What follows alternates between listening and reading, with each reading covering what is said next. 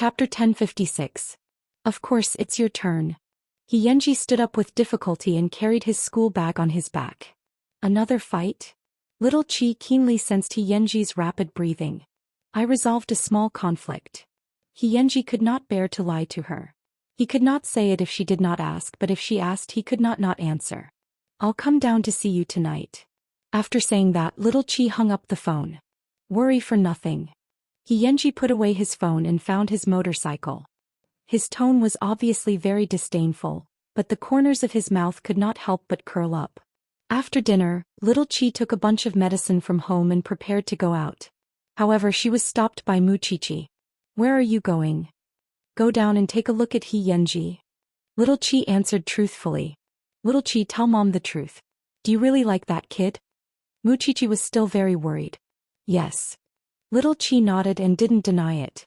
I know I'm still too young. Maybe you'll think that I'm just playing around. I don't know what feelings are, but mommy, even so, I want to experience my life on my own.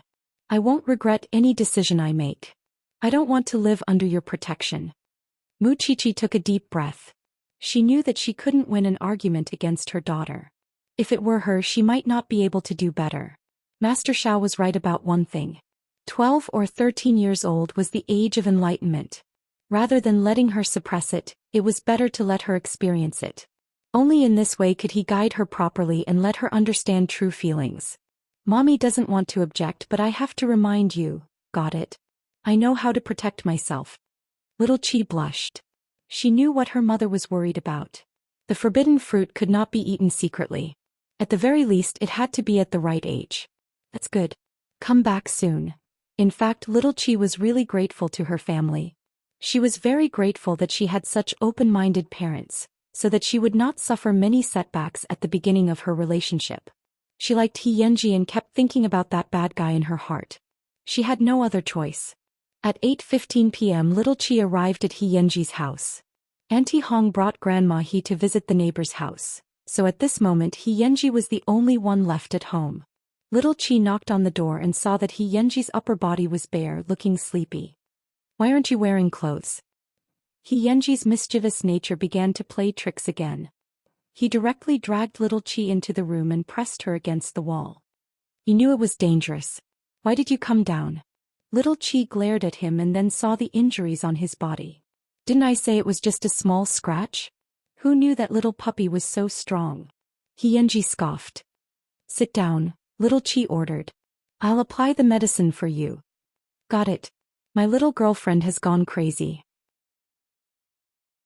I can't afford to offend her. Xianxia sat down on the chair. Then he saw little Qi take out medicine from the medicine box and lay on his shoulder to apply it. Father-in-law, mother-in-law, do they know you're coming down? Yes, I told my mom. Little Qi nodded. They really believe in my self-control. Xianxia smiled bitterly. Especially when he saw little Qi's face through the mirror, he wanted nothing more than to steal her. It's all yours, but not now, little Qi told Xianxia seriously. Who did you fight with? He's injured to this extent. At this moment Xianxia once again answered carelessly, your childhood friend. Chapter 1057. Who asked that kid to not have a girlfriend to love him, but he did. Soon the medicine was applied. Xianxia touched little Qi's head and pressed her head against his chest. Now, I can only do this to satisfy my craving. Little Qi let him hold her. When Grandma He and Auntie Hong returned, she greeted them and left Xianxia's house. Little girls are really lovable. Auntie Hong also liked little Qi. As a young lady, she was not delicate at all. She was beautiful and considerate. Anyone who saw her would like her. Auntie Hong, I asked her to be my girlfriend. Xianxia was wearing a shirt and could not hide the excitement in his tone. Seriously, girlfriend? But she's still so young. Don't her parents object? Auntie Hong also had concerns. After all, which parent would allow their child to fall in love at such a young age? Her parents are different. Xianxia followed little Qi's route home and could not help but look. As long as you're happy, Xianxia. I know that you're a good child who knows his limits. Limits? Xianxia took a deep breath because when he heard these two words he felt a little numb. Perhaps his father-in-law was also testing his limits. The next morning, the second day of the sports meet. Little Qi had a 400-meter final. Xianxia had promised her yesterday to let her participate, but he did not allow her to show off. During Little Qi's competition, Xianxia sat in the audience seat the entire time. His gaze followed Little Qi as if he was afraid that he would lose her. Hey, look, who is Junior paying attention to? Which girl is so lucky? She can get his favor? From time to time, the discussions of 2 or 3 girls could be heard. After Xianxia heard this, he frowned and stood up. He took the prepared sugar water to the finish line. Soon Little Qi was first. However, after running, she knelt on the ground. Xianxia picked her up from the ground and carried her to her seat. I'm first. Originally, Xianxia wanted to get angry, but when he saw the confidence on Xing Qingwan's face, he smiled helplessly. This was the Xing Qingwan he knew. Drink it. Xianxia sat beside her and handed her the sugar water. Little Qi took it and smiled warmly. At that moment, a little fan walked up to Little Qi and handed her a love letter. However, Xianxia stopped him. Are you asking for a beating? It's none of your business that I'm looking for Xing Xiao. The little fanboy seemed a little curious. If you want to die, continue moving forward. Xianxia stretched out his leg and blocked the few of them. Little Qi drank the brown sugar water as if nothing had happened, sweeping away all the discomfort in her body. Although those people liked Little Qi, they were even more afraid of Xianxia. Therefore, they did not dare to continue forward. They looked at each other and dispersed. If you do this, I won't have any friends soon. Why didn't I know that you have friends? Xianxia mocked her. Sit here and rest well. I'm going to prepare for the competition. You don't have to bring me the towel. I'll pick you up for lunch later. Got it. Little Qi nodded. She was really strict. Xianxia got up from the chair and rubbed Little Qi's head. However, such an intimate action of his attracted the attention of the girl. The two of them are dating, right? Didn't you see Xianxia's doting expression? Chapter 1058. Because of Xianxia's instructions, Little Qi did not appear in the crowd. However, even from afar she could hear the loud screams coming from the field. The high jump and long jump had just been carried out. Xianxia was in a relaxed state. He had won 2 first places, but because of his all-rounder attitude, he had attracted the attention of all the girls in the school. Even the cold and aloof campus belle was tempted to confess her love to him. Therefore, after Xianxia's competition ended, the school belle appeared on the crowded field and personally delivered a sports drink to Xianxia. Student He, I want to invite you for lunch at noon. I wonder if you have the time? What a beautiful scene. The long-haired school belle had personally delivered the drink. This was equivalent to declaring her love in public. It was really enviable. However, Xianxia was completely unmoved. He had no intention of taking the things from the school belle. He just bent down to pick up his towel and replied coldly, I don't want anything to happen between me and the school belle. Xianxia rejected the school belle. He actually rejected the school belle directly. Everyone was surprised. Which school belle and the school hunk didn't have some love-hate entanglement? However, Xianxia had no intention of doing so at all. He didn't do anything at all. He just grabbed his towel and brushed past the campus belle. Oh my god. Everyone looked at the school belle's embarrassed expression and then looked at Xianxia's handsome back. This boy was too arrogant. Just now. Wait a few days and see. Which man can resist the pursuit of a beautiful girl? He doesn't even give the school belle face. He's too good at pretending. Xianxia completely ignored what the people behind him said. In any case, he was already used to the commotion. He took the towel and went to the big tree near the locker room. However, he saw Little Qi dozing off against the tree trunk. You're really something. Xianxia revealed a doting expression. Then he went forward and shook Little Qi awake. You'll catch a cold if you sleep here. I'll take you to eat. Did you win? Little Qi followed Xianxia's footsteps and stood up. What do you think? There's no need to ask about such a meaningless thing, right? Xianxia smiled confidently and took the empty bottle from Little Qi's hand. You're quite obedient. You drank it all, so are you still uncomfortable? Little Qi shook her head. My mother is at home and there's a nutritionist. It won't be a big problem. Are you showing off Miss Jiao's life to me? Didn't you have a childhood like this too? Little Qi ignored his sour words. I saw the photos you took in England. The two of them chatted as they walked. Not far away, the girls in the school were already in an uproar when they saw the scene. Xianxia was always cold to the school bell, but he could talk and laugh with Xing Qingwan. After all, Xing Qingwan was the richest girl in Jianchuan. It was normal for some men to want to be the son-in-law of the dragon. However, Master Xiao of the Xing family was famous everywhere. How unafraid of death was Xianxia? The two of them had lunch in the cafeteria and then went back to the classroom to rest. However, along the way little Qi had heard a lot of rumors. Therefore, after returning to the classroom she poked Xianxia's arm and asked, "The school bell confessed to you? What is this? Something worth saying out loud?" Xianxia asked little Qi before he lay down to sleep. Then he whispered into little Qi's ear, "What can really make my soul dance is your confession."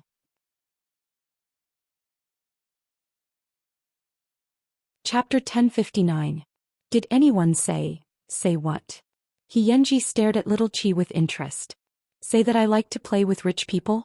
Who am I? Is this the first day they met? But I know you're not that kind of person, little Qi blurted out and hurriedly explained for Xianxia. I know you're not. Xianxia carefully sized up little Qi's eyes. Then he flicked her head. I have a notorious reputation. I don't care what others think of me. Little Qi was silent for 2 seconds after hearing Xianxia's words. Finally she nodded. I understand. Let's take a nap. Or do you want to do something with me while everyone is taking a nap? Looking at Xianxia's naked gaze, little Qi quickly lay down on the table. Compared to before, this person was even more unscrupulous in teasing. Xianxia looked at his obedient wife with satisfaction and lay down beside her. What school bell? She wasn't the one in his heart. No matter how beautiful she was, it was useless. However, not long after the two of them lay down, little Qi couldn't help but ask Xianxia, don't you think the school bell is very beautiful? I don't think so. Don't you think it's great to be confessed by the school bell? Is it great? Xianxia turned his head and looked at little Qi. He mouthed to her, the best time in my life is when I kiss you. Aren't you tempted at all? Little Qi deliberately refused to let him go. Looks like you want me to announce our relationship in front of the whole class. Tang Weilin said. When little Qi heard this she quickly grabbed his hand. Don't do anything rash. Well, you can be more obvious when you're jealous. Xianxia smiled proudly. Am I? Little Qi asked Xianxia with her eyes wide open. After school, I'll prove with all my heart that I only have one wife. Little Qi was speechless. Damn it, he didn't forget to run his mouth at all times. However, the matter of the school bell wasn't over just like that. Perhaps it was because she was confident in her looks that the school bell wasn't willing to be humiliated by Xianxia like this. Therefore she went around asking about Xianxia. No one knew how she found out the address of Xianxia's new home. She actually sent someone to deliver things to his door. Xing Qingwan was rich, wasn't she? She was also rich and she had a good face and a good figure. She didn't believe that there would be a man who could resist such temptation. The campus bell's battle array was so big that almost everyone in the school knew about it. When Xianxia brought little Qi home he saw flowers and luxury car keys at home. He smiled playfully. Auntie Hong, how many has this been? If I remember correctly it should be the 37th. Aunt Hong counted with her fingers and said, Young master, you have Miss Xing now. Restrain yourself. Xianxia shrugged. I didn't do anything. Shawan can testify. Then how do you deal with these things? Little Qi raised her head and asked Xianxia. You'll know tomorrow. Xianxia shook off those eyesores. Let's go. I'll send you home and do some bad things on the way. Xianxia, don't always tease Miss Sheng. Auntie Hong was afraid that little Qi would misunderstand Xianxia's frivolity. Auntie Hong, it's okay. I'll learn. Before little Qi could finish her sentence, Xianxia had already led her out of the house. In a small alley not far away, Xianxia pressed little Qi against the wall and pressed her against it. I have to get used to it. After all, I can't hold it in anymore.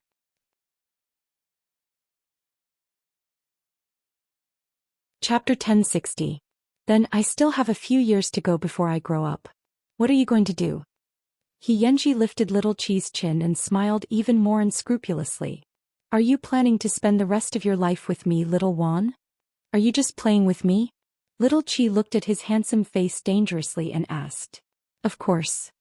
Xianxia tapped the tip of her nose. But I want to play with you like this for the rest of my life.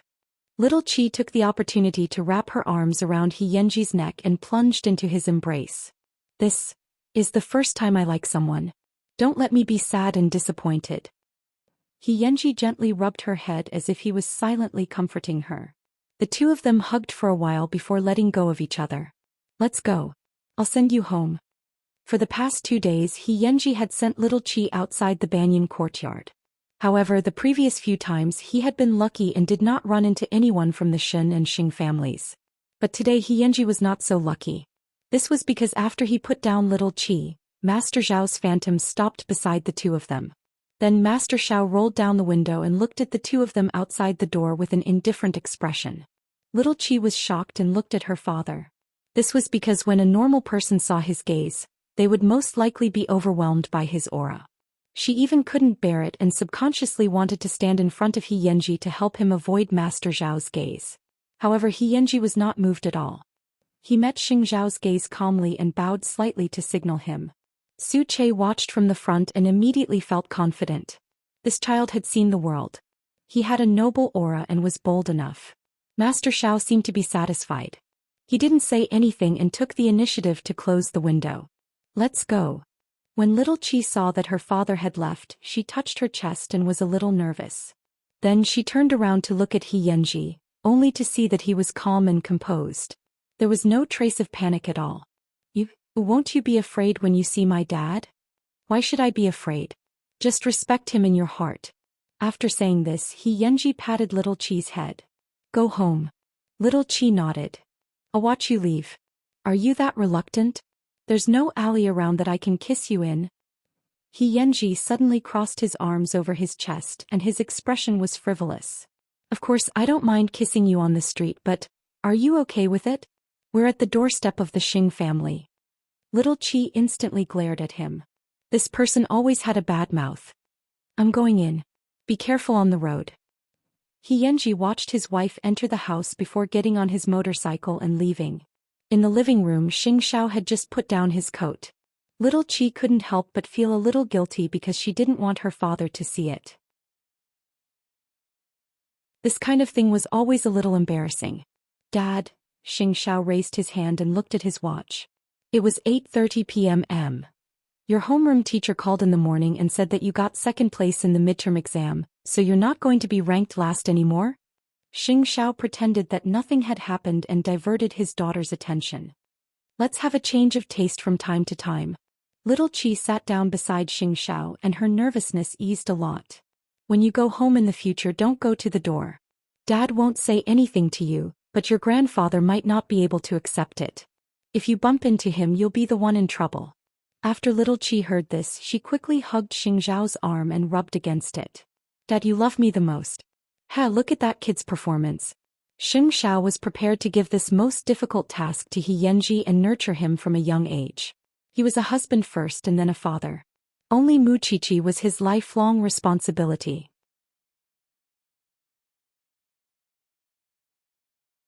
Chapter 1061.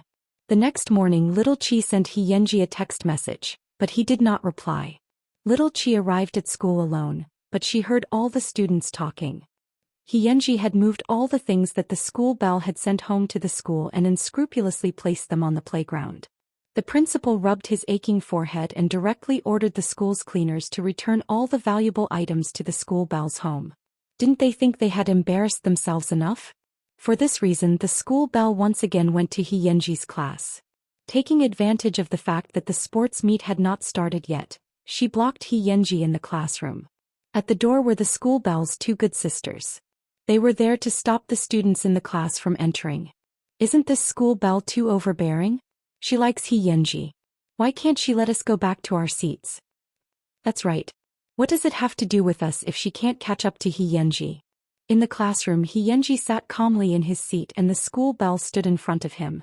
The door and windows of the classroom were filled with his classmates watching the show. You're really arrogant. The school bell lifted her elegant long hair and pursed her lips as she looked at He Yanji. I've never been rejected by anyone. There's a first time for everything. He Yanji continued to be poisonous. Why don't you like me? I'm rich and beautiful. How can I not be worthy of you? The school bell continued to make things difficult for Xianxia. Tell me the reason and I'll let you go.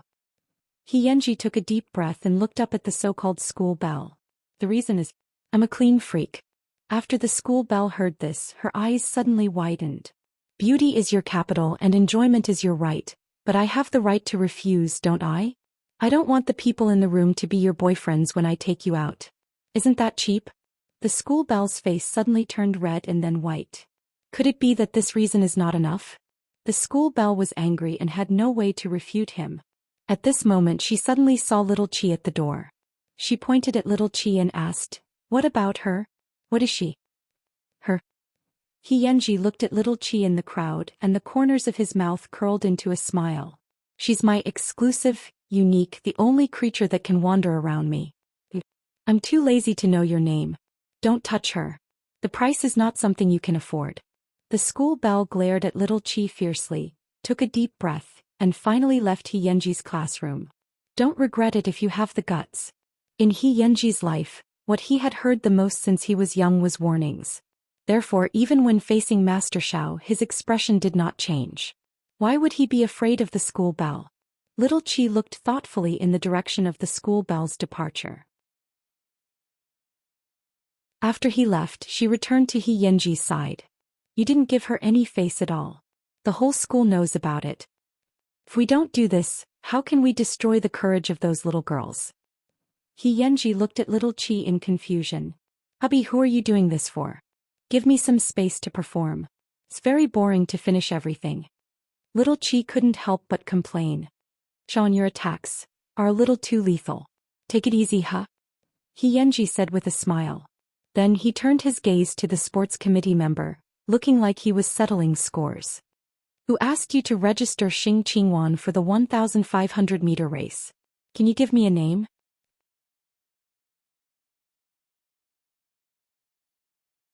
Chapter 1062.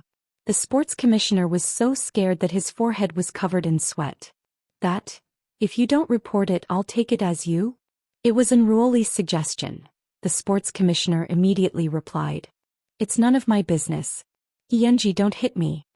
Xianxia nodded and turned his gaze away. He didn't look for trouble with the sports commissioner. After little Chi heard this, she frowned and turned her head again. Why don't you arrange for Enruoli to go up? This has already been reported. I can't make the decision. You have to tell the teacher. Moreover, the competition is starting in the afternoon, the sports commissioner replied with a bitter face. Little Chi smiled faintly and didn't look for trouble with the sports commissioner anymore. Instead, she walked to Enruoli's seat and looked down at the weak girl in the seat. Why did you recommend me to run the 1,500 meters? You said it yourself. You've practiced Sonda, so sports must be your strength.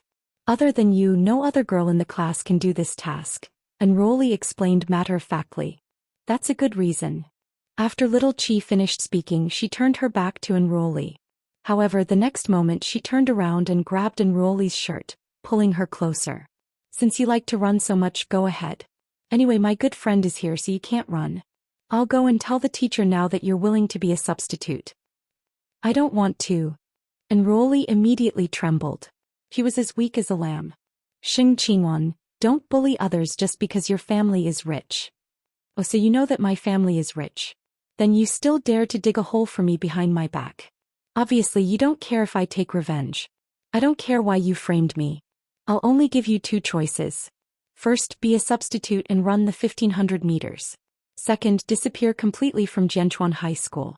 Enruoli didn't want to choose either, so she looked at Xianxia for help. Xianxia, please help me say something. Help you say what? Aren't you reaping what you sow? Xianxia replied with a slight smile. I've been sick before. I can't run the 1,500 meters at all. I'll die. Then have you ever thought that I'm sick too? Little Chi asked Enruoli seriously. No one can save you this time. I want to find teacher. Enruoli shouted angrily. I won't let you bully people as you please. Then go. In this way, can I take it that you've made the second choice? Enruoli did not reply. Instead, she ran straight out of the classroom. At this moment, little Chi asked in front of the whole class, it was a personal grudge between me and Enruoli just now. It's true that I can't participate in today's 1,500 m due to a special reason. So if any of you are willing to be a substitute, I'll apply to the teacher right now. Of course, if it wasn't for this special reason, I'll definitely finish the race, regardless of whether I'm framed by those despicable people or not. Let me do it. A short-haired girl wearing glasses in the class stood up and said to little Chi, "That's my strength. I was going to sign up for it anyway." Little Chi walked up to him and nodded. "Thank you. This is also my personal honor." While the two of them were talking, Enruoli had already gone to the office to complain to the old witch. How could the old witch see a student being bullied like this? She immediately returned to the classroom with Enruoli. "Xingqingwan, is this how you bully your classmates?"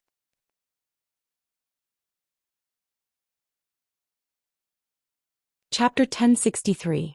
Teacher, don't just listen to her side of the story. You should also listen to what others have to say. Isn't that right, Sports Commissioner? Little Chi looked at the trembling Sports Commissioner. The little boy was quite frightened. He immediately stood up and answered, "Teacher, Xingqingwan should have been arranged for Xingqingwan to apply for the 1,500 meters. But Enruoli suggested to me that Xingqingwan knows Sonda and that her physical fitness is very good. She's very suitable for long-distance running, so she asked me to arrange it for Xingqingwan. I thought it was Xingqingwan's idea. I didn't expect her to not know at all. I just heard that she's very strong, so I suggested it," Enruoli explained forcefully. "You know me so well. I heard that I'm very strong, so I suggested it to the Sports Commissioner. Do you know that I have an old illness?" Little Chi questioned Enruoli loudly. "Everyone in the class knows why you did that. Do you still need to explain?" Enough." The old witch pushed the glasses on the bridge of her nose and interrupted them sternly. "You guys come with me to the office." Little Chi rolled her eyes. It didn't matter. At most she would just be scolded. He was used to it anyway. On the other hand, Enruoli always looked weak and pitiful. She didn't know who she was pretending for. In the end, the Sports Commissioner replaced Yanzhen, and the teacher had no objections. "You guys go first. Enruoli stays." After this matter was cleared up, the old witch still had to continue scolding them about puppy love. Little Chi and the Sports Commissioner walked out of the teacher's office. Then, before class started, Little Chi took out her phone and dialed Qing Hui's number. "Uncle Hui, there's something I need your help with." She had never used her power to bully anyone in her life. This time she gave her first time to Enruoli. The Sports Commissioner walked beside Little Chi and felt a chill run down his spine. He was glad that Little Chi had not been involved. He was practically kneeling down to thank her. Soon Little Chi returned to her seat. Yanji saw that she was angry, so he held her hand under the table and smiled. "Jealous? I've always had that attitude. Whether it's scolding me or framing me, don't let me see it. Otherwise I won't be that easy to provoke. Just now you said that you have an old illness. Tell me what's going on." Feeling that Yanji was squeezing her palm very hard, Little Chi's face immediately turned red. "When there's a chance. Fine. I'll patiently wait for my wife's little secret." In the teacher's office, Enruoli was listening to the old witch's earnest lecture. "Student, and you're still a student now, so you should focus your energy on your studies and not on those boring things. Especially not hurting others. Although Xingqingwan is mischievous, she has been in my hands for almost a year. Unless someone provoked her, she would not take the initiative to teach them a lesson. You were the one who made the mistake first. I hope you can correct yourself in time." If Little Chi heard the old witch's words, she might jump up. She didn't expect that there would be a day when this old witch would speak up for her. However, Enruoli did not have the chance to correct herself. Because Little Chi had already said that she would only give her two choices. The first was to be a substitute and the second was to transfer schools. Since the substitute position was taken by someone else, the only thing left was to transfer schools.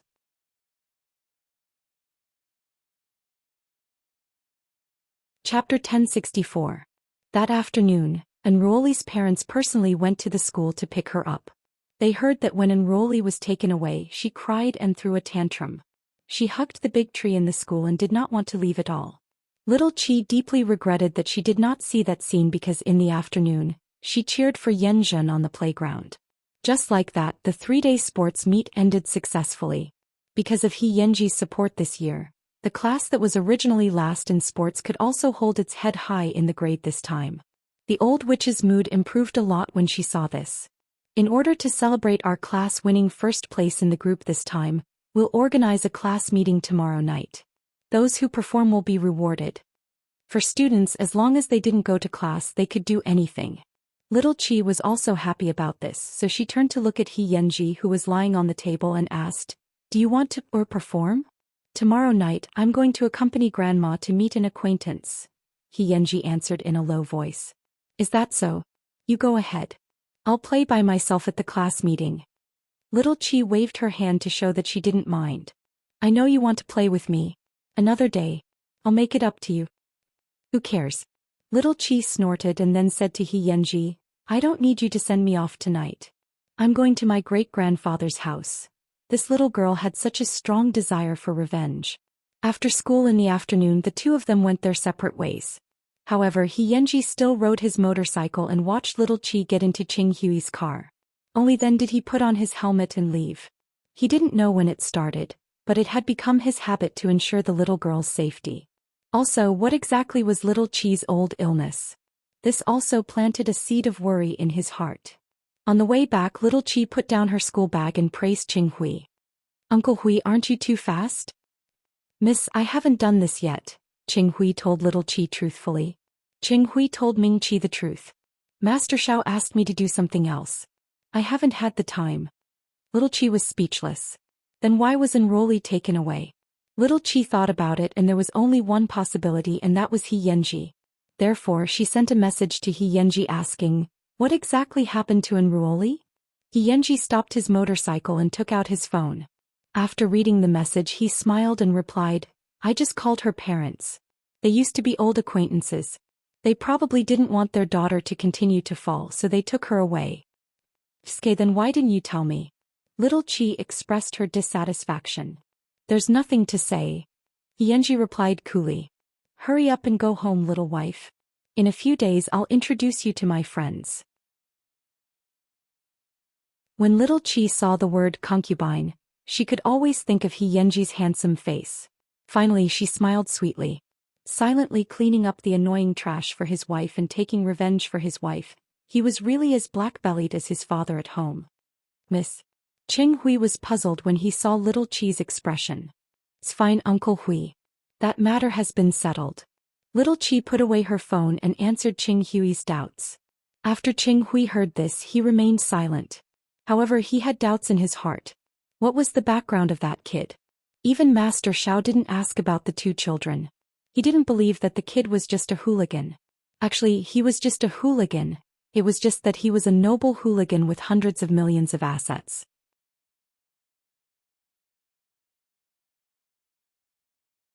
Chapter 1065.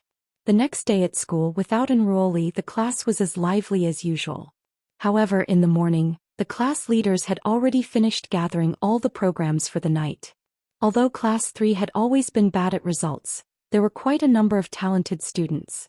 Soon the 15 programs for the night were ready. In addition, at noon the class leaders began to decorate the classroom. Little Qi thought that tonight's class meeting would be quite interesting. Unfortunately, Xianxia did not participate and even asked for leave from the teacher. "I'm not here at night. Don't secretly miss me."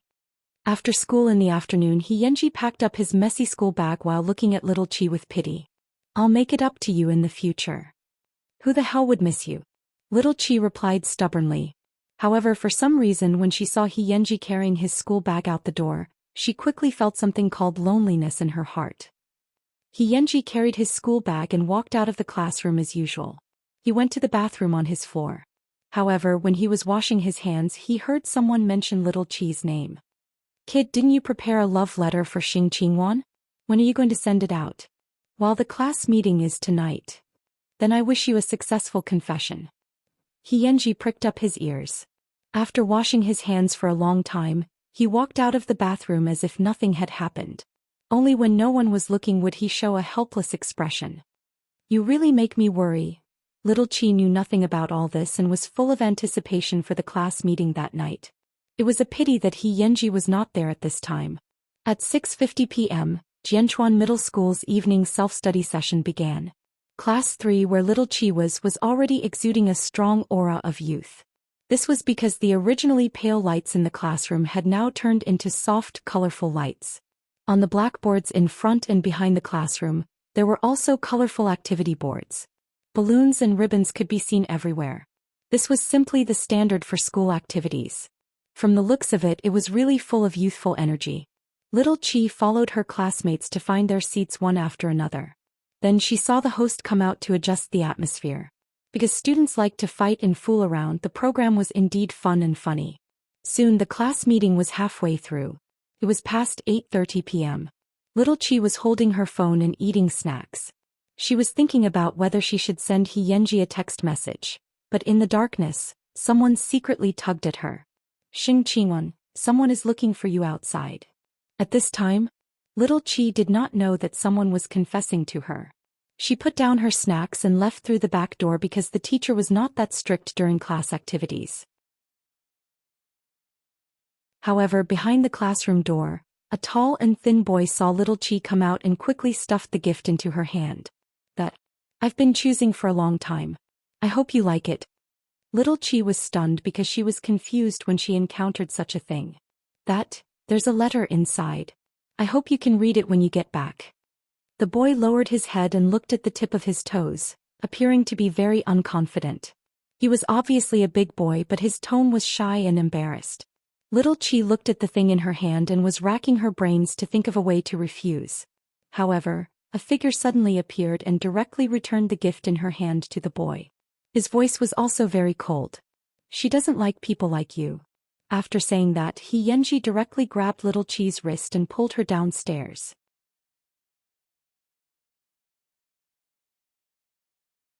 Chapter 1066. In the darkness, Xianxia pressed Little Chi against the corner of the classroom building. His dangerous eyes stared straight into her eyes. I just left for a while and you're already restless? What does this have to do with me? I'm still in a daze, Mr. Seven quickly explained. Seeing her talk back, Xianxia pecked her lips. I'm very angry. It's not like I can control what others think. Little Chi suddenly lost her confidence. She was afraid that Xianxia would do something even more out of line. In the future, when someone confesses to you, you have to reject them immediately. Do you understand? Xianxia rubbed Little Chi's lips with the pad of his finger. You have a family. I got it. Take your hand away. Little Chi straightened her body and whispered. What are you nervous about? Xianxia enjoyed her panic and then pulled her into his arms. Develop well. Pervert. Little Chi blushed and leaned into Xianxia's arms nervously. She knew that this was a school and it was easy for others to discover them, but she was greedy for this moment of happiness. Why did you suddenly come back? Didn't you say you had something to do tonight? If I don't come back, what if you run away with someone else? Xianxia held her hand, gently pushed open the window of the primary school classroom and jumped in with her. Little Chi's heart skipped a beat. This person was really capable of doing anything. However, it had to be said that in that quiet corner, there was only the two of them. This made Little Chi feel much more at ease. You have to go back. The old witch wants to find someone, Little Chi said carefully in a low voice. Xianxia hugged her and did not let go. The corners of his mouth curled up. Let her find. Or do you really want me to let go? Little Chi did not say anything. Of course, she hoped that the two of them could be alone for a little longer. However, after the two of them stayed quietly for a moment, Xianxia suddenly pushed Little Chi and said, Let's go. I'll send you back to the classroom. Didn't you say you weren't going back? Xianxia did not say anything. He left the classroom with Little Chi and closed the doors and windows. Little Chi felt that his unpredictable habit seemed to be acting up again. She always did not know what he was thinking. When they reached the classroom, Xianxia pushed Little Chi up the stairs. Let's go back. Little Chi frowned and felt a strong sense of loss in her heart. However, she did not ask in detail and returned to the classroom from the back door as if nothing had happened. After making sure that no one had noticed, she sent a message to Xianxia. Why? When Xianxia saw these 3 words, he also wanted to ask himself why. But a moment later, he had a very clear understanding in his mind. This girl was different from all the girls he had ever known. If he wanted a future with Little Chi, he had to restrain his frivolous behavior.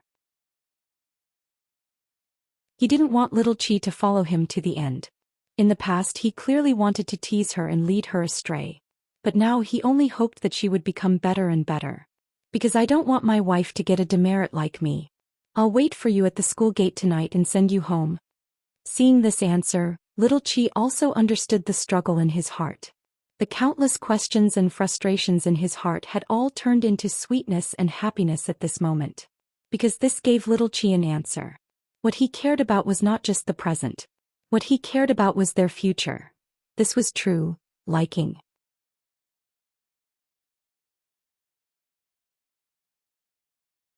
Chapter 1067. After returning to the classroom, the tall and thin boy from before moved to little Chi's side again. Was the boy who took you away just now Xianxia? Little Chi was stunned for a moment. She realized that the other party might not have seen Xianxia's face clearly, so she coughed lightly and explained. Xianxia asked for leave, right? He's someone I'm familiar with. When he saw me with a boy, he was afraid that I would be at a disadvantage, so he dragged me out and gave me a good scolding. You better not get close to me. Little brother's temper is too bad. I'm afraid he'll cause trouble for you. The other party was timid to begin with. After being scared like this, he immediately smiled awkwardly and said, I was just joking with you. Don't take it to heart. It's fine, it's fine. It's fine as long as I explain it clearly. Little Chi waved her hand and immediately heaved a sigh of relief. After the class meeting ended, little Chi grabbed her school bag and walked out. Before the others could walk out of the school gate, she had already stepped onto the back seat of Xianxia's motorcycle. Xianxia looked at her shocking move and quickly asked, Who's chasing you? Aren't we supposed to keep our relationship a secret? If we don't leave now, others will find out. Little Chi quickly said. Think about it. My boyfriend is Xianxia. If others find out, it'll be a little troublesome. Xianxia saw her muttering and smiled dotingly. There's still half an hour. Shall I take you to eat something delicious? My parents didn't say that I have to go home at 9 o'clock. That's your parents. As your boyfriend, I have the obligation to send you home before 9 o'clock. After Xianxia said that, he put on his helmet and took advantage of the fact that there was no one around to carry little Chi through the streets and alleys. Finally, they arrived at the entrance of a snack shop. Is this it? Little Chi got off the car and saw the tattered signboard. She felt a little creepy and felt that this place was selling human flesh. Xianxia did not answer her. Instead, he went straight into the dessert shop and took out a dessert. Here. Little Chi held it in her hand and was a little surprised. Such a shabby shop can actually make such a cute shape. This is the first piece of cake I've eaten since I came to Jianshuan. On the day my parents got into an accident, I bought dessert here. From then on, I never knew what dessert tasted like, Xianxia explained calmly. There was even a trace of self-deprecation at the corner of his mouth. Because of my gluttony, I avoided the car accident. I don't know if it's a blessing or a curse. Little Chi looked at the dessert in her hand and quickly licked it. Of course I'm lucky. I almost died, so I know that living is the best. Xianxia put down the motorcycle, held little Chi's hand and took her for a walk on the street. Old illness. What happened? When I was 9, I had a serious illness. Little Chi said casually. I went to the operating table and fainted several times. My mother was so scared that she didn't sleep for a few days. However, I don't really remember what caused it. I can't remember. Xianxia patted little Chi's head. If you can't remember, then don't think about it. In fact, Xianxia knew that little Chi's old illness was at the back of her head. Because every time he touched it, he would feel the existence of that scar. This cake is really delicious. No wonder you loved it when you were young. Little Chi took a bite and couldn't stop. Although her mouth was a little cold, it was very sweet in her mouth and heart. Go. I'll send you home. Xianxia put away his tender gaze toward little Chi. He put his arm around her shoulder and brought her back to the spot where the motorcycle was parked. The children of rich people were really not 100% happy. For example, he and little Chi. They would give as much as they got. In the darkness, the shadows of the two people were stretched very long. After school tomorrow, I'll take you to meet my friends. Really?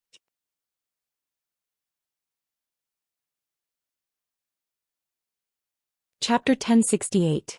After returning home, little Chi sat in the study in a daze. Mu Chi opened the door and saw her. She sat down on her daughter's desk. Do you want me to take a picture of your current expression? Mom. Little Chi glared at her. Don't laugh at me. So why were you in a daze just now? Mu Chichi got up from the desk, pulled Little Chi to the sofa and asked. What does it feel like to feel heartache? Then tell me first, how do you feel in your heart? Mu Chichi said gently to her daughter. A little sour, a little painful. When I think about what happened to him, I want to give him all the best things. This is what heartache feels like, Mu Chichi said to Little Chi seriously. Mu Chichi said to Little Chi seriously, my daughter has really grown up. She knows how to love people. Thinking about how she was discussing boys with her mother at this age, Little Chi was still a little embarrassed. Mom, you're not laughing at me in your heart, are you? Mu Chichi thought about it and felt a little innocent. Why can't Mommy be your good friend and best friend? Because I'm still too young. After Mu Chichi heard this, she pulled her into her arms. It's precisely because you're young that feelings are the cleanest and purest. Your mother knows this feeling. Back then, I also carefully liked your father and I encountered many obstacles and objections.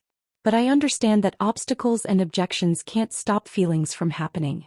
Since that's the case, why should I avoid it? After all, I don't want my daughter to be unable to enjoy her youth because of these obstacles. Feelings are never right or wrong. What's wrong is a person's choice. After hearing Mu Chichi's words, Little Chi leaned into Mu Chichi's arms and rubbed against her. You're the best mother in the world. Mu Chichi deliberately teased her and asked, you don't want to marry your father now? My father is an old fox. I like little wolf dogs. Hey, that's too much. Although you have a new lover, you can't dislike my precious. Mu Chichi let go of her daughter and patted Little Chi's head like he Yanji did. Rest early.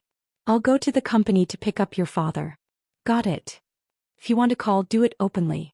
Don't hide under the covers and hurt your eyes, Mu Chichi told her daughter before leaving.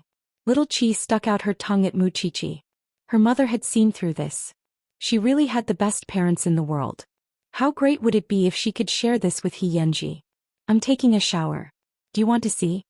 On the other end, He Yanji's voice was low and tempting. I'm taking a shower. Do you want to watch? On the other side of the phone, He Yanji's voice was low and seductive. Who wants to see? Don't you want to see your husband's body sooner or later? He Yanji continued to tease. Little Chi's face turned red from being teased. She shouldn't have felt sorry for this dead gangster. Shao. Shao. I said shao to shao use. Chi I you. After saying this, He Yanji laughed even more heartily. Can't the alleys on the street satisfy you anymore? Madam, what I want to say is, don't be sad about your parents passing. I'll be there for you in the future. It was rare for Little Chi to interrupt when he was not being serious.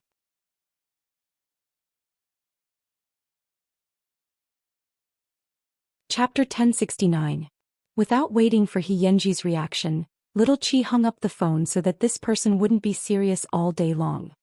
He Yanji heard the beeping sound and shook his head helplessly. Who would just hang up the phone after saying sweet nothings? But for some reason he suddenly felt that his frozen heart seemed to have signs of cracking.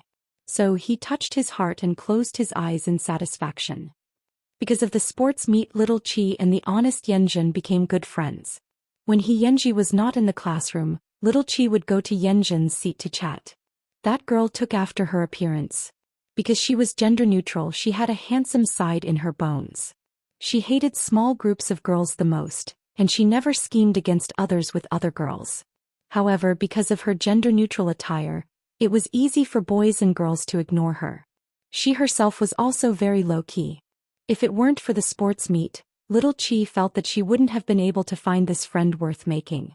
There were other girls who had privately tried to rope Yanjin in and asked her to isolate Little Chi. However, Yanjin coldly rejected them with one sentence. Jealousy makes people ugly. From that moment on, the relationship between Little Chi and Yanjin began to become unusual. During the first class in the morning, He Yanji carried his school bag and walked into the classroom like a bad student. Little Chi thought of what she had said to him last night and couldn't help but feel her cheeks heat up. She felt that she had been too proactive.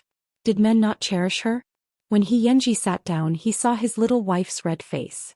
He immediately asked in confusion, What are you thinking about so early in the morning? I'm not thinking about you.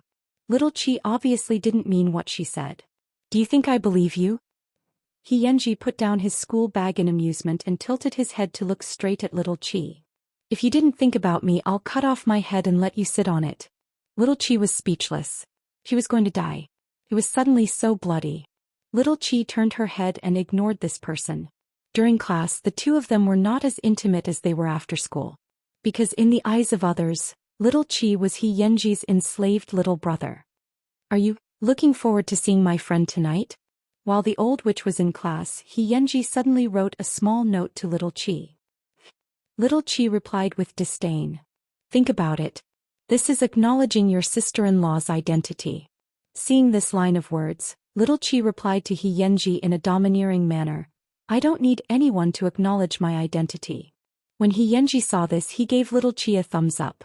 If this girl wasn't the daughter of a rich family, she would really be suitable to be a big sister. However, even though they had made an appointment, the two of them were unable to make it. After lunch, Xianxia received a call and left the school. He didn't even say a word to Little Chi. During the afternoon class, Little Chi looked at the empty seat beside her and felt very upset. But who asked her to fall in love with a hooligan? That afternoon after school, news of Xianxia getting into another fight spread. However, this time it wasn't those little hooligans. Xianxia had really provoked someone he shouldn't have. Little Chi and Yanjun left school together. However, when she heard the news, her face suddenly fell. Yanjun looked at him and asked, "What's going on between you and Xianxia?"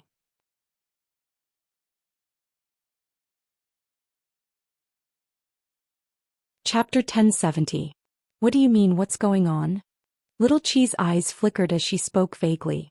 Come on, all the girls in the school have eyes. Other than you, Xianxia has never bothered with anyone else. The school belle chased after him so much and was humiliated by him. Yet you can be his underling. But even if he can make you his lackey, what about you? I don't believe that you will be ordered around by him. Yanjun knew that the relationship between the two of them was not ordinary. I'm also thinking about what my relationship with him is. Little Chi's tone was filled with confusion and melancholy. Xianxia did dote on her and treated her very well, but every time something happened, she had to find out what Xianxia was doing from the rumors. What was this? Why was he fighting again? Didn't he promise her that he would fight less? What was it for this time? Xianxia is a prodigal son. I believe that while all the girls in the school like him, they also have the ambition to save the prodigal son. This is the naivety of women. They think that a person will change for themselves just because they like another person. Are you the same?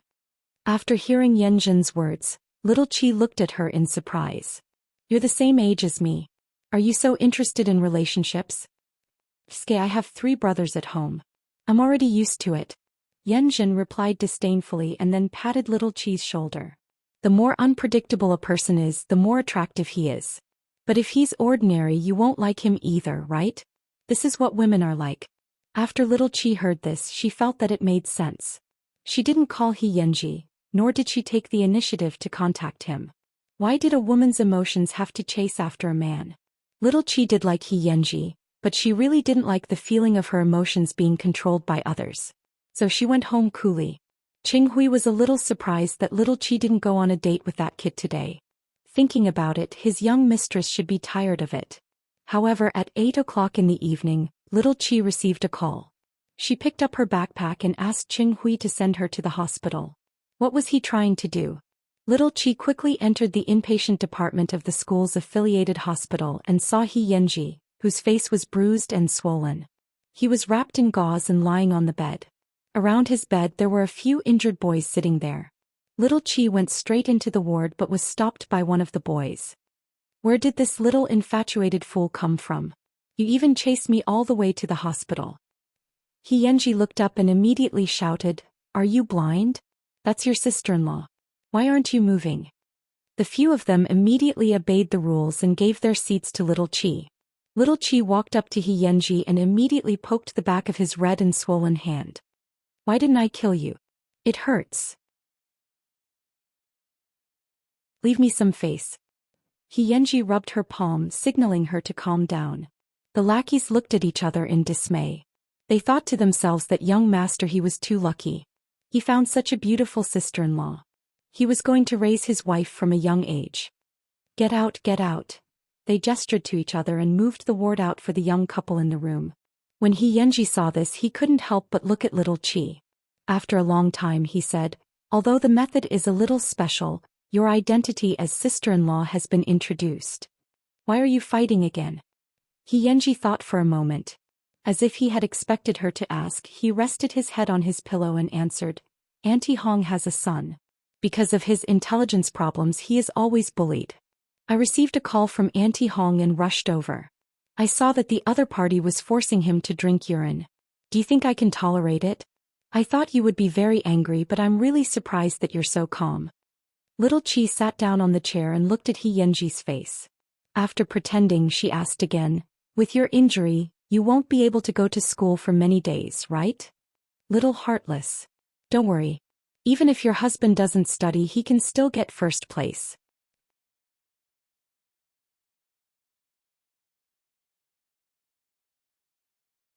Chapter 1071. Of course I have to be calm because in the future there will be more and more of these things. Little Qi frowned. The words that came out of her mouth sounded like a little old woman. I've always known that we're from two different worlds. Seeing that she was suddenly so serious, Xianxia freed his right hand and held her cheek. *T. Don't seduce me and I'm about to escape. No way. Xianxia, don't break up with me. It's only been a few days. Xianxia quickly covered her lips and warned her. I told you before that I can do anything for you, but I can't change the matter of fighting for you now. I need to protect myself and my family. Little Qi saw that he was aggressive and pursed her lips. I didn't want to break up. I just wanted to say, can you tell those hooligans not to hit me in the face every time? Xianxia, why don't you call me next time and I'll go too? Little Qi put down her school bag and took out a plaster from it. I've also trained. It's different from your unorthodox ways. Otherwise, in a few years, I'll have to go to my mother's dissection table to see you. Xianxia, other than winning, you also have to not let yourself get hurt in a fight. Do you understand? He didn't panic, but from Little Qi's firecracker-like words, Xianxia could still hear a strong sense of worry. Therefore he reached out and held Little Qi's warm palm. I'm sorry. What's the use of apologizing to me? Little Qi broke free from his palm in disdain. You're the only one who's sorry. Are you still angry? Little Qi ignored him. She stayed with this person until 9 o'clock. When the alarm clock rang, she immediately picked up her school bag and got up from the chair. You rest by yourself. Xianxia watched as Little Qi left. He wanted to reach out and grab her, but there was a strong sense of powerlessness in his palm. So what if he caught Little Qi? Could he promise his wife that he would never fight again in the future? The two of them were born in different environments. At his age, other than using force, he had no better way to protect himself and his family. He had an inheritance, an uncountable inheritance, but he couldn't tell anyone. Because he couldn't attract his second uncle's attention. He couldn't let everything about his parents fall into the hands of his enemies. What else could a 13 or 14-year-old boy rely on to protect his loved ones? Before he had wings, he only had his fists. After Little Qi walked out of the ward, she leaned against the wall and thought carefully about what she wanted at this moment. She didn't even know what she was so uncomfortable about. But he felt uncomfortable, extremely uncomfortable. When he got home, he saw Mu Qiqi. Mommy, Mu Qiqi caught her daughter and asked, "What's wrong?" I have some questions that I don't understand. Mu Qiqi knew that the only person who could make her daughter look like this was that brat. She dragged Little Qi into the room. What happened? Little Qi told Mu Qiqi everything that had happened today. I don't know what I'm feeling right now. After Mu Qiqi heard this, she couldn't help but laugh. You're afraid? Little fool, because you know that it's wrong for that brat to fight. One day he might pay the price for it and our family's environment might make you two drift apart. Little Qi was speechless. She hit the bullseye. It was only after she fell in love with Xianxia that she developed all kinds of unknown emotions.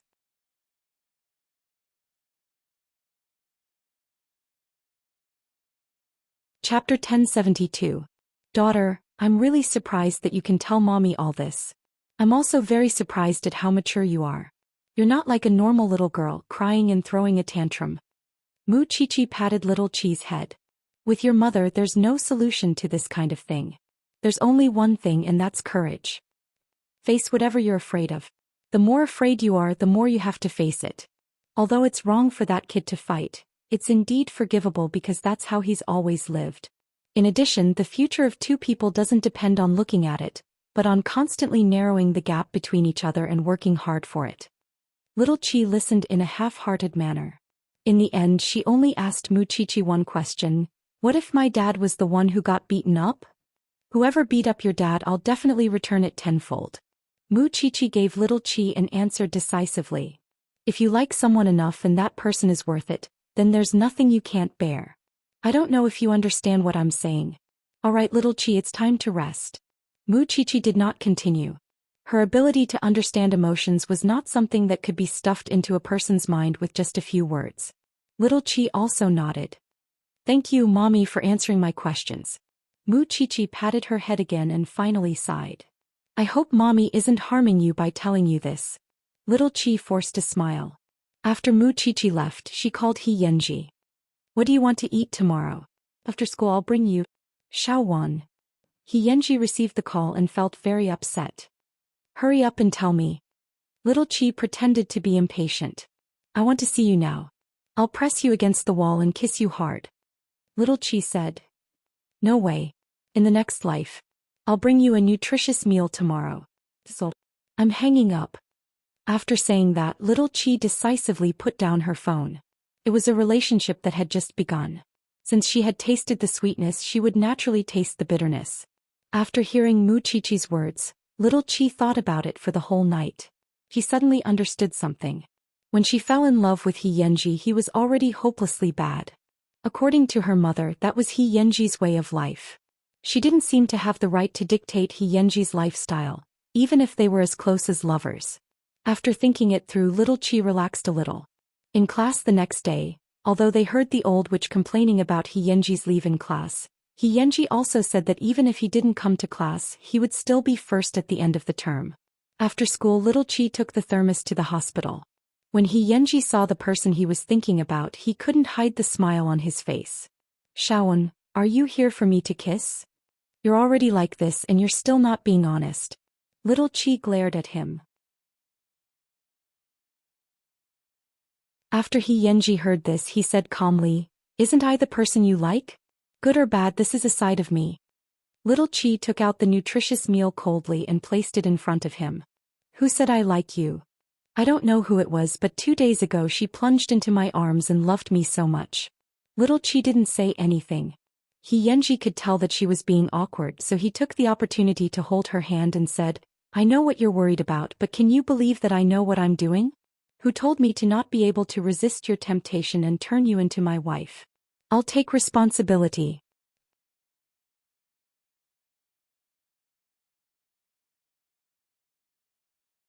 Chapter 1073. Little Chi had been thinking a lot for the past few days, so she was immune to Xianxia's teasing. The final exam is coming up soon. Hurry up and get better. Do you want me to be last again?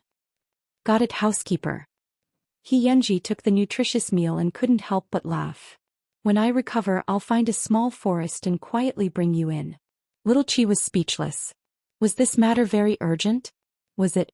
In fact, Xianxia had kissed little Chi twice and it had only been a second. She didn't even have time to taste what it was like to kiss.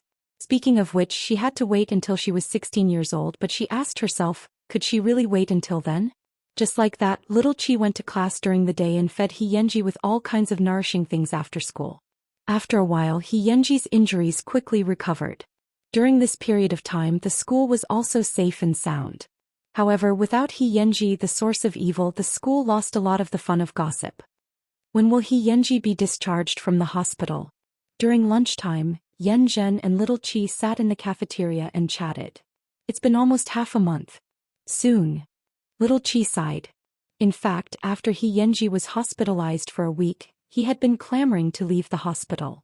However, little Chi had forcefully held him down and asked the doctor to do a comprehensive examination on him.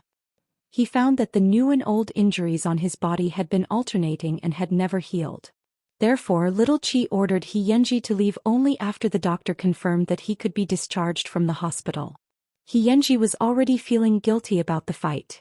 Now that he was being controlled by his wife, he did not struggle and went along with little Qi's wishes. Does He Yanji really have many girlfriends?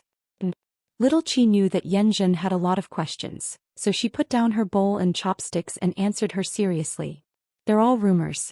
So far I'm the only serious girlfriend he has. Moreover, the first time he held hands, hugged and kissed was all mine. That person likes to disguise himself as a bad person. After Yanjin heard this, she nodded in disbelief.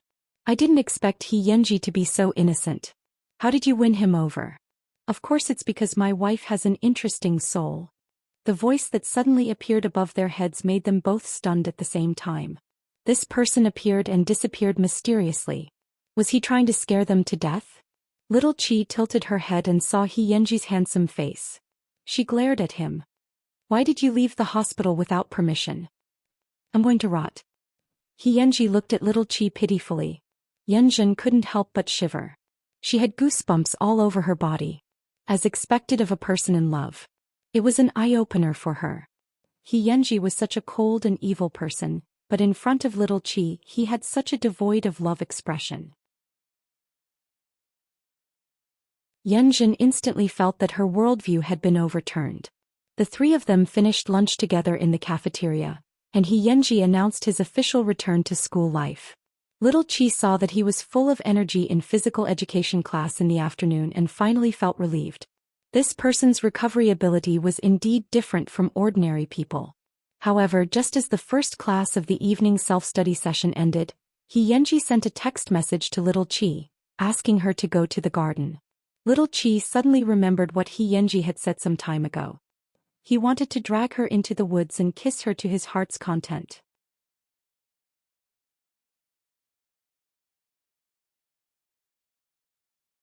Chapter 1074. When little Qi entered the forest, there was not even a shadow.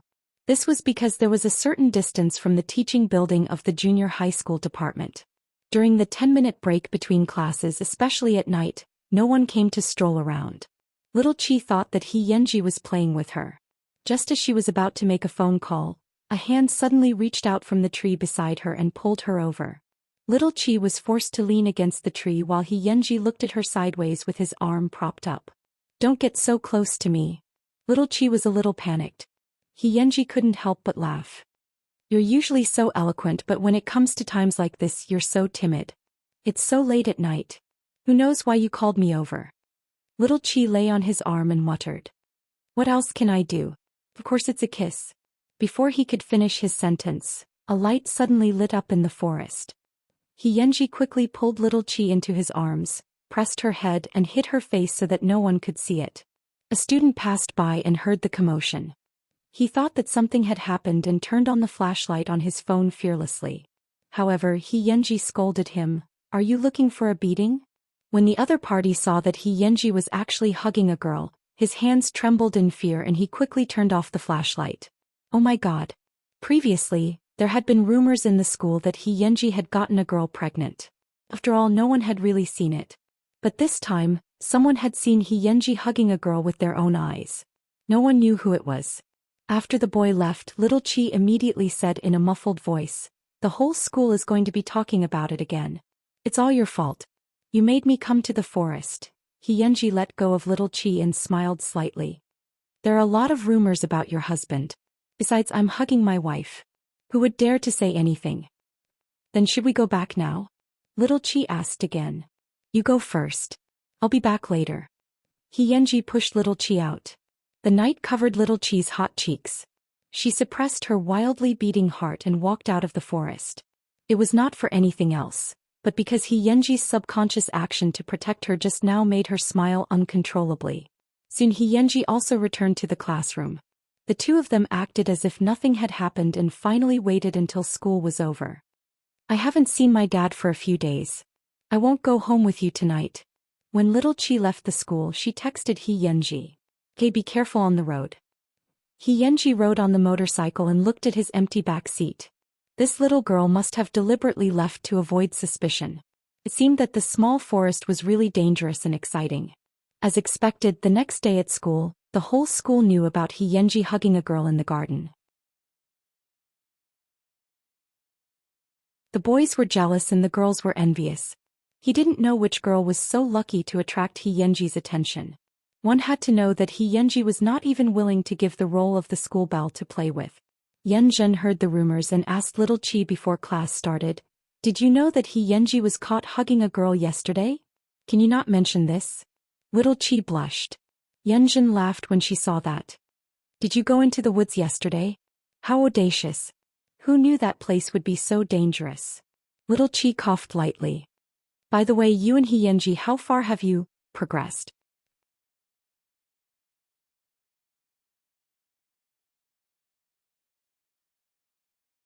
Chapter 1075. Hug. Kiss. Burp. Little Qi immediately covered Yan Zhen's mouth. "Keep your voice down, then tell me," Yan Zhen asked. After all, who could resist the temptation of such gossip? "Just kiss, hug and raise me high," Little Qi summarized concisely. Little Qi concluded concisely. "It's not what you think between us. We're very well behaved, okay? Xianxia really doesn't seem like a person who follows the rules." "That's because you don't understand him," Little Qi replied in her heart. There were not many people in this world who could truly understand Xianxia. Of course, he didn't care what others thought of him. The two of them gossiped for a long time, but until the first class, Little Qi still didn't see Xianxia. He was fine yesterday, but she didn't know what he was doing today. Little Qi took out her phone to call Xianxia, but his phone was turned off. Thinking of what he had said about Auntie Hong's son, could it be that the other party knew that he had recovered and was discharged from the hospital, so he came to seek revenge? Thinking of this possibility, Little Qi's heart was a little confused. If she had known, she would have left Auntie Hong's phone number. That way she would be able to know Xianxia's situation at any time. Finally, school was over. Little Qi immediately carried her school bag and went to Xianxia's house. However, his door was tightly shut. She didn't know where Auntie Hong and Grandma he had gone. Thinking of this, Little Qi went to the billiard hall again. When the owner of the billiard hall saw Little Qi, he hurriedly came up and said, "Grand Aunt, why are you here all of a sudden? Can't I come? Is Xianxia here?" Little Qi asked straightforwardly. "You're just a little girl. Don't worry about these things. Go home and rest." How could the owner of the billiard hall dare to tell Little Qi the truth? Looking at the owner's expression, he did know where Xianxia was now. "Tell me. I have bodyguards to protect me. Maybe I can help him." Little Qi showed Qing Hui to the boss. The boss deliberated for a moment and finally told Mu Qiqi, "Last time, young master, he saved someone. He offended a popular person in the underworld. That big brother named him to make young master he suffer. Now the two sides are arranged to fight. It's behind this mountain." After Little Qi heard this, she turned to look at Qing Hui. "Scope. Miss, what are you afraid of?" Little Qi's tone was calm. She looked exactly the same as her father. They both had a fearless temper. Soon Little Qi and Qing Hui rushed to the back mountain and saw that it was filled with people fighting. Xianxia was among them. His methods were wild and ruthless. He did not give his opponent a chance at all. However, Xianxia only brought 5 people with him and the other party had more than 20 people. They were outnumbered. After a long time, Xianxia and the others were at a disadvantage. "Uncle Hui, you pick 10, I'll pick 5. "Sure," Qing Hui answered in a heroic tone. "But if you ask, push it to me," Little Qi said bluntly. Xianxia quickly saw Little Qi's figure and frowned. Xianxia's lackey also said, "Young master, isn't that sister-in-law? Why are you causing trouble at this time?" "Who told you that she's here to cause trouble?" Xianxia covered his arm and looked at the little girl not far away. In the next second, Little Qi used her agility that surprised everyone present to throw a 17 or 18-year-old youth to the ground.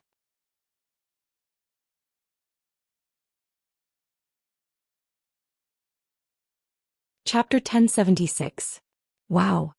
Xianxia's companions were so surprised that their eyeballs almost fell out. As expected of my wife. Xianxia suddenly became energetic.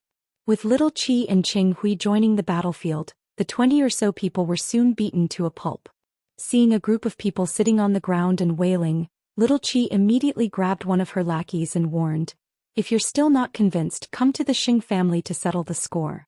I'll get the martial arts champion behind me to brainwash you.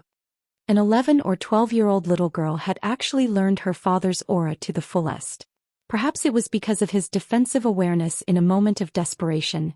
The man who was being pulled by Little Qi took out a dagger from his ankle and slashed at Little Qi's neck. When He Yanji saw this, he immediately blocked it. The sharp blade immediately cut He Yanji's arm, revealing a hideous bloody wound. Little Qi held He Yanji's arm and slapped the man in the face. The force was so heavy that the man fainted. It was the skill of a martial artist. When the others saw that Little Qi was angry and that she was a member of the Xing family, they immediately felt fear. The leader of the gangsters immediately led his lackeys away as if they were running for their lives. The battlefield was quickly cleaned up.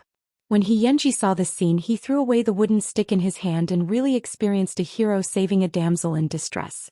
However, he was the one who was saved. Sister-in-law is so cool. Young Master He, why didn't you say so earlier? That's right. He's too cool. She's a hero among women. I didn't expect sister-in-law to save us in the end. Young Master He, devote yourself to her and thank her on our behalf. The few of them chattered non-stop in He Yanji's ears.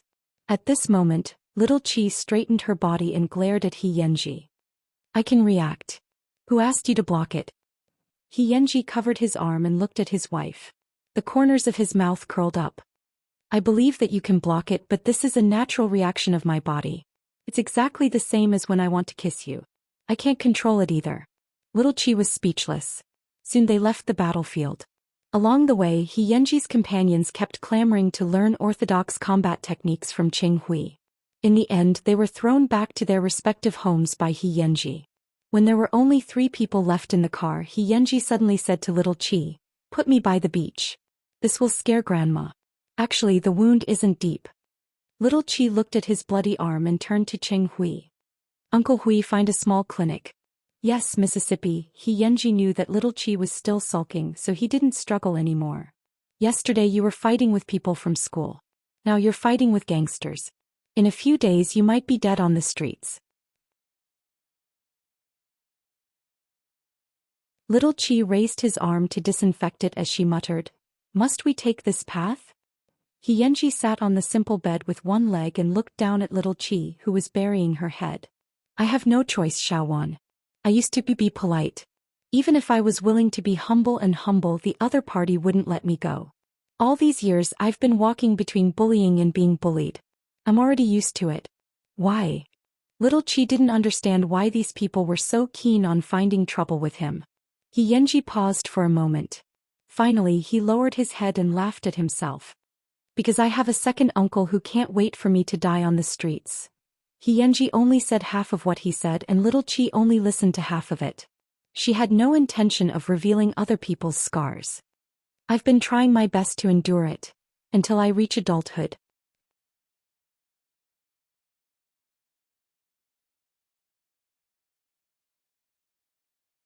Chapter 1077.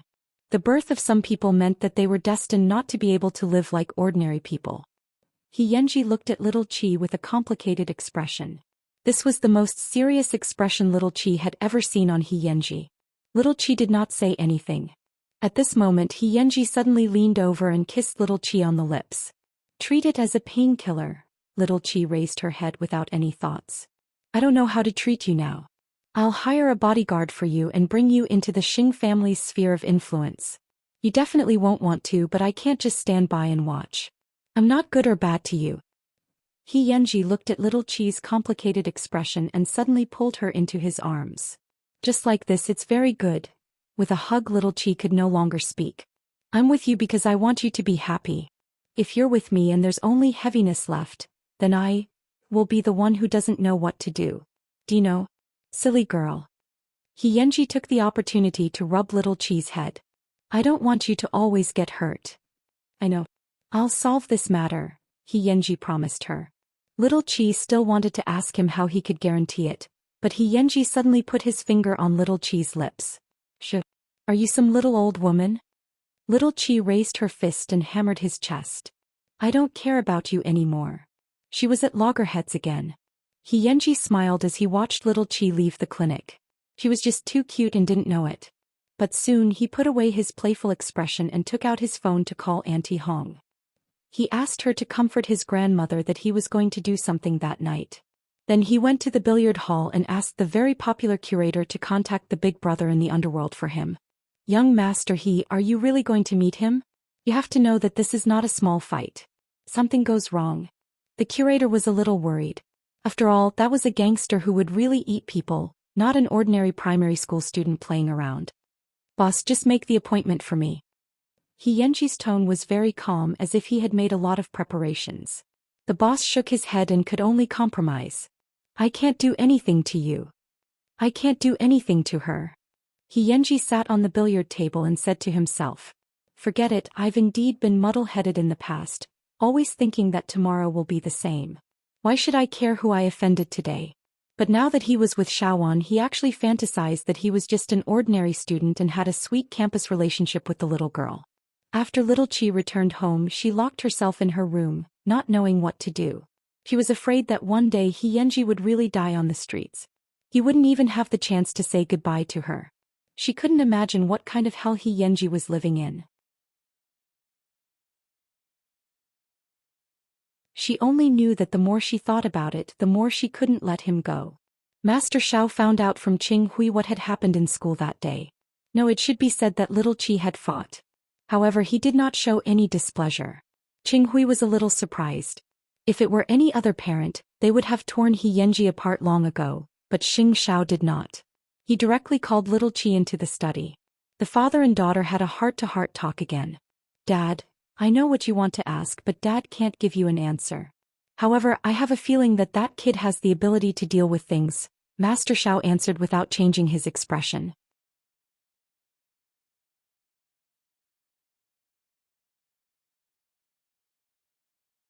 Chapter 1078. The owner of the billiard hall made an appointment for Xianxi. The other party directly asked Xianxi to meet him at the largest nightclub in Jianchuan, the Imperial Court. That was naturally not a good place. Jianchuan was famous for being chaotic. Xianxi got the other party's number, thanked the boss and turned to go home. The owner of the billiard hall could not bear it, but he still grabbed Xianxi's arm and said softly, if there's anything, just call me. Don't worry. Xianxi smiled and quickly disappeared into the darkness. Why could Xianxi be the king here? Because in the past 2 years Xianxi had fought many times for the boss. Those who were dishonest, those who found trouble on credit, and those who had bullied the boss were all beaten up by Xianxi.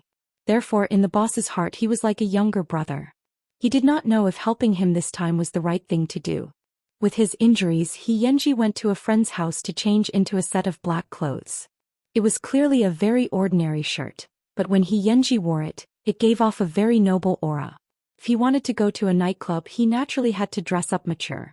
At least no one could tell that he was still underage. Young Master He, you used to be the young master of a rich family, right? No matter how I look at you, you're different from ordinary people like us. Xianxi patted the other party's head and smiled. The Princess of England is my aunt. Do you believe it? The other party shook his head. I don't believe it either. After tilting his head, Xianxi went out with his injuries and rode his motorcycle to the largest nightclub in Jianchuan. At this moment the nightclub was bustling with noise. Xianxi stopped the motorcycle and went straight to the front desk. I'm looking for Brother Nan. The other party glanced at Xianxi and shook his head. I'm sorry, sir. If you don't have an appointment. After Xianxi heard this, he took out his gold card and said to the two of them, give me a bottle of Lafite and treat your Brother Nan. Is that okay? The two receptionists looked at each other, but they were used to the world and did not dare to offend him. They invited Xianxi to the VIP room and then went to ask for the so-called Brother Nan. After a while, a man in a suit arrived at the VIP room with 2 bodyguards. When he saw Xianxi, he could not help but laugh. I didn't expect a kid like you to really dare to come. Do you know where this is? Kid, how dare you call me Lafite? Who gave you the guts? Brother Nan, can you write off your little brother's matter? Xianxi took the opportunity to state his purpose for coming. Kid, do you know who you're talking to? I'll beat you up if I want to. The man laughed so hard that his shoulders were shaking. For a second he even felt like he was bullying a little kid. Brother Yang has 3 fierce generals in his hands. Over the years, the people in the underworld have been terrified of him. However, gradually there has been a rift between Brother Nan and his other brothers. Because of his straightforward personality, he always suffers losses in front of Brother Yang. The other two big shots are now rising in power. Only you are hiding in the imperial court. Are you willing to do that? After hearing He Yanji's words, the other party was stunned. She looked at He Yanji in surprise. How do you know about our internal strife? Who are you? I'm just a hooligan. If Brother Nan is willing to give me peace and let the previous matter be written off, I'm willing to offer my plan and let Brother Nan vent his anger in front of Brother Yang. He Yanji was extraordinarily calm. He was clearly only a teenager, but the words he said were full of temptation. People could not help but want to believe him.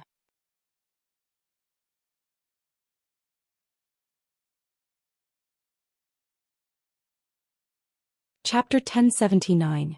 You mean you want me to listen to you? Brother Nan pointed at his nose and smiled disdainfully.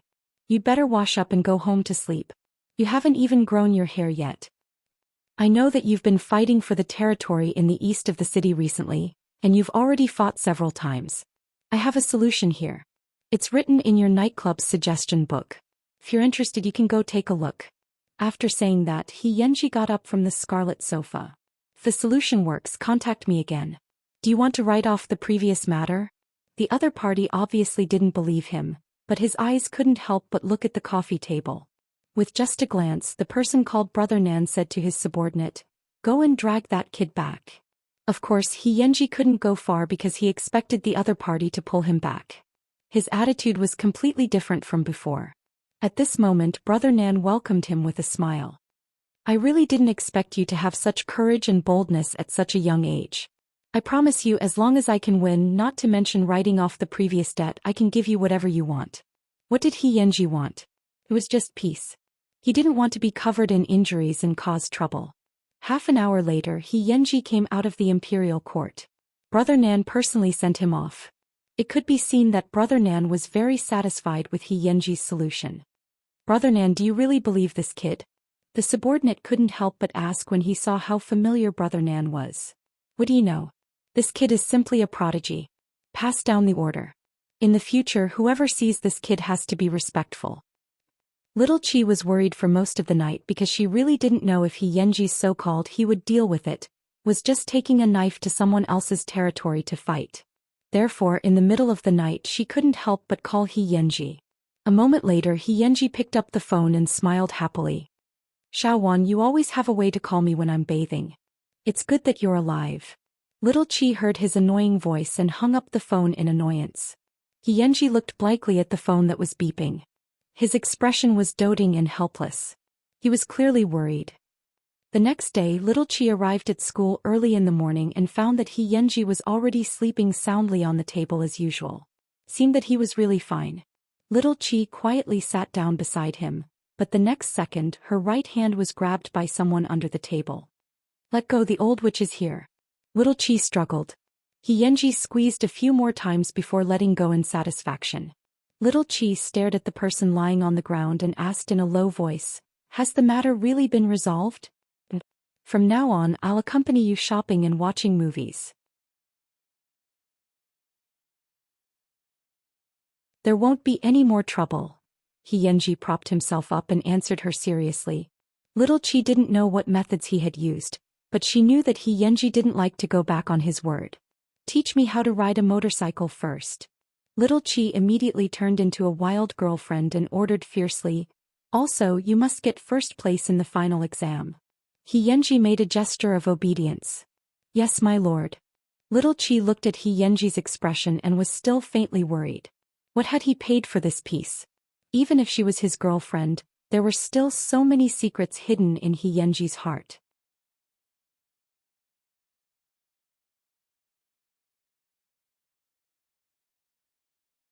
Chapter 1080. 3 days later, Brother Nan called He Yanji.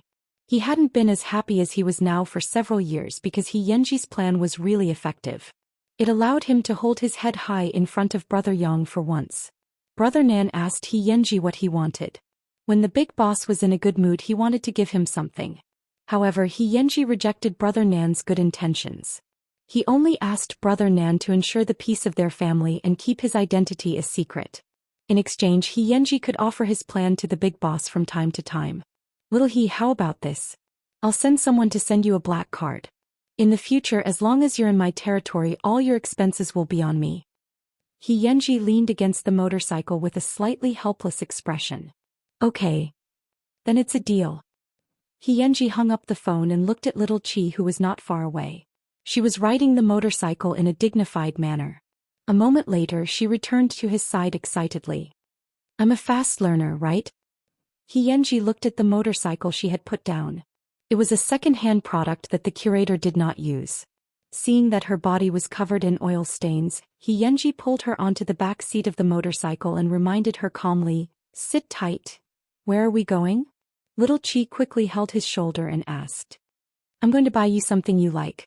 After saying that, Xianxia sped up and brought little Qi to the 4S motorcycle shop. When they arrived at the entrance of the shop, little Qi immediately grabbed Xianxia's arm and said, There's no need. Xianxia laughed. Then he held little Qi's palm and said, I just want to change to a comfortable back seat. What are you thinking? Little Qi was speechless. She thought that this bastard was going to bring her to buy a new motorcycle. Are you messing with me? Xianxia's lips curled into a beautiful arc and he explained, I don't know that you don't want to have anything to do with money. You're afraid that your rich identity will hurt my self-esteem. However, you really don't have to be so sensitive. Although your husband isn't the richest man in Zhenchuan, he's not poor either. Moreover, at your age, I'll at most give you summer homework. Do you think I'll give you a motorcycle? Little Qi's face couldn't help but turn red. He was always teased by this bastard. And the real reason why I didn't buy it for you is because if you have your own motorcycle, who's going to hold my waist? Let's go in and find a place to rest. I'll ask the boss to modify it. Little Qi went to the rest area of the shop in a bad mood and sat down on the sofa casually. Seriously, you look so good even when you're angry. Xianxia took off his gloves and asked the boss, Does the shop have Kinduk 390? We're out of stock. The boss shook his head. It doesn't matter. I'm not in a hurry. Let me know when the goods arrive, Xianxia said in a low voice. Give your sister away. Could she ride it? It's still so young. The boss glanced at little Qi and frowned at Xianxia. Book it. Xianxia didn't care. When it was her birthday or other good days, he would take it out and give it to her. Sure, leave me your contact address later. I'll inform you when the goods arrive. Xianxia nodded slightly. Without waiting for Ming Qi to know, he left the address of the tiny banyan courtyard. He imagined that one day the little girl would ride a brand new motorcycle and go cross-country with him in the mountains. That feeling would definitely be wonderful. In just an hour, the boss of the 4S shop had indeed given Xianxia a more comfortable back seat. After the two of them played for an entire day, the sky gradually darkened. Let's go. I'll send you home. Little Qi sat on the new cushion. Her butt was indeed much more comfortable, but she still did not forget to hug Xianxia's waist tightly. However, before getting out of the car, little Qi threw out a bomb. Do you want to go to my house for dinner?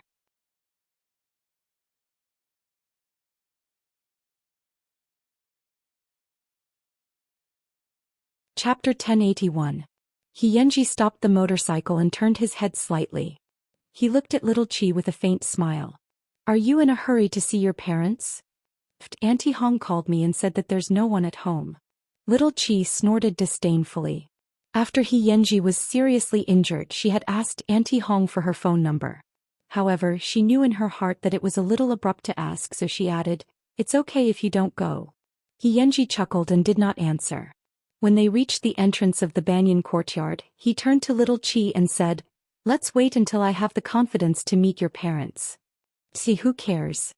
Actually, little Qi had already expected this. Go back and rest early. Don't wander around.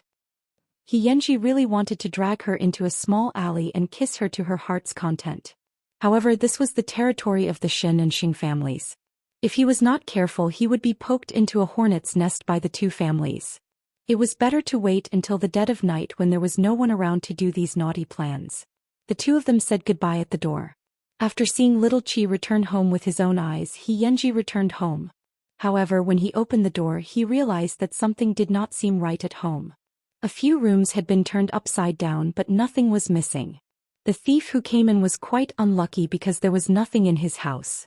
Xianxia quickly forgot about this matter. Soon it was time for the final exam.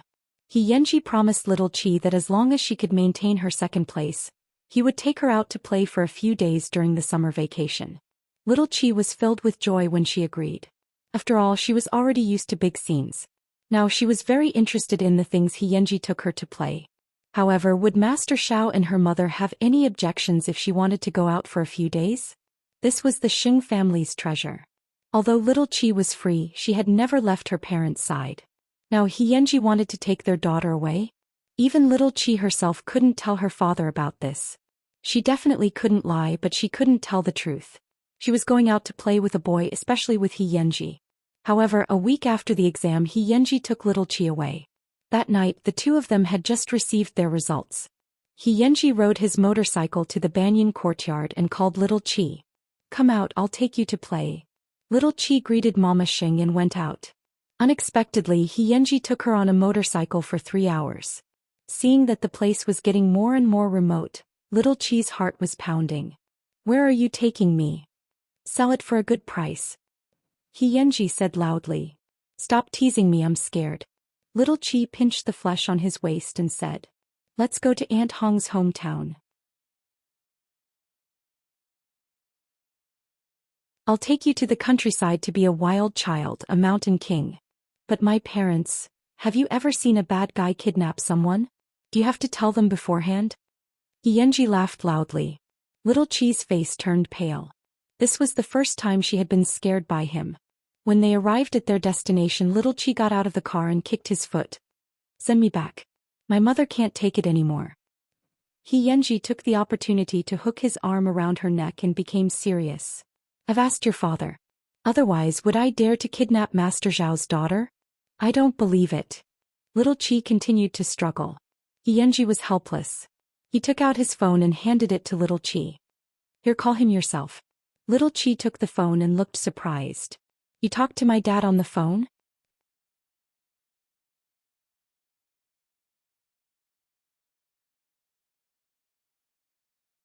Chapter 1082. Before Xianxia could answer, little Qi had already seen Qing Hui waving at her from the field. This person had arrived earlier and was followed by a group of little kids. With Qing Hui around, little Qi believed that unless Master Xiao gave the order, Xianxia would not be able to take her away. Therefore she returned the phone to Xianxia. She was still very curious about what Xianxia had said to Master Xiao and how the two of them had communicated. However, Xianxia's expression was mysterious. It seemed that he did not intend to tell little Qi this little story. As a man, he naturally had to be open and aboveboard. Xianxia had long seen through Master Zhao's character, so on the night before the results came out, he waited outside Zhongting. He did not ask the front desk to inform him and waited at the door for 2 hours. It was not until he saw Master Zhao's car coming out of Zhongting that he went forward and bowed. Master Xiao rolled down the window and his eyes were sharp. "What's the matter?" "Tomorrow I want to take Xiao Wan to the village for a few days. I hope I can get your permission." Xiao did not say anything. He looked Xianxia up and down. 2 seconds later he said, "Approved." Then he rolled up the window. "President, why do you indulge this child so much?" Su Che asked as he drove. He was really puzzled. "Because he has restraint that most adults don't have," Xiao replied indifferently. "If it were any other 14-year-old child, it would be fine if he kidnapped your daughter. It would be fine if he just explained that he was playing. It was more likely that he would evade and shirk responsibility." However, Xianxia came directly to Xiao and waited downstairs for 2 hours. He did not deliberately disturb him and waited patiently for his prey. Master Xiao felt that there was no need for him to worry about his daughter's safety. Xianxia did this because he could bear all the responsibility. After that, Xiao asked Qing Hui to help little Qi pack her things and settle her down in advance. He also asked Qing Hui to pass his number to Xianxia. His daughter was indeed used to seeing pearls and diamonds outside, but she did not have the chance to experience the simplicity of the countryside. To her, this was indeed a rare experience. "Young master, you really brought Miss Xing here. There's nothing good here." Auntie Hong was a little troubled. Auntie Hong's house was a very simple courtyard located on a lake. Little Chi had never seen these things before, so it was naturally very fresh. Auntie Hong, she eats whatever we eat. She's not that spoiled. Yanji put down his luggage and looked at his grandmother. Grandma, do you like this? Grandma, he nodded, waving the palm leaf fan in her hand. She was very satisfied. This place is more comfortable than the big city, with green mountains and clear waters, far away from the hustle and bustle. I've decided to move here with Aunt Hong. Yanji had the same intention. He would spend some money to renovate this place and then find a few people to guard the house. It was a good place to retire. However, he would not be able to see his only family often. I know why you asked Auntie Hong to bring me here. Now that you're getting older, your second uncle will definitely find all sorts of ways to make trouble for you. Grandma understands that you'll feel uneasy with me around. Grandma, I will bring Xiaowan back to visit you often, Yanji said to Grandma as he looked at little Chi, who was fishing in the distance. Xiaowan is really a handsome child. Grandma, he looked at little Chi on the other side of the river and beamed. If I work hard, I might be able to wait until you guys get married. Go accompany Xiaowan.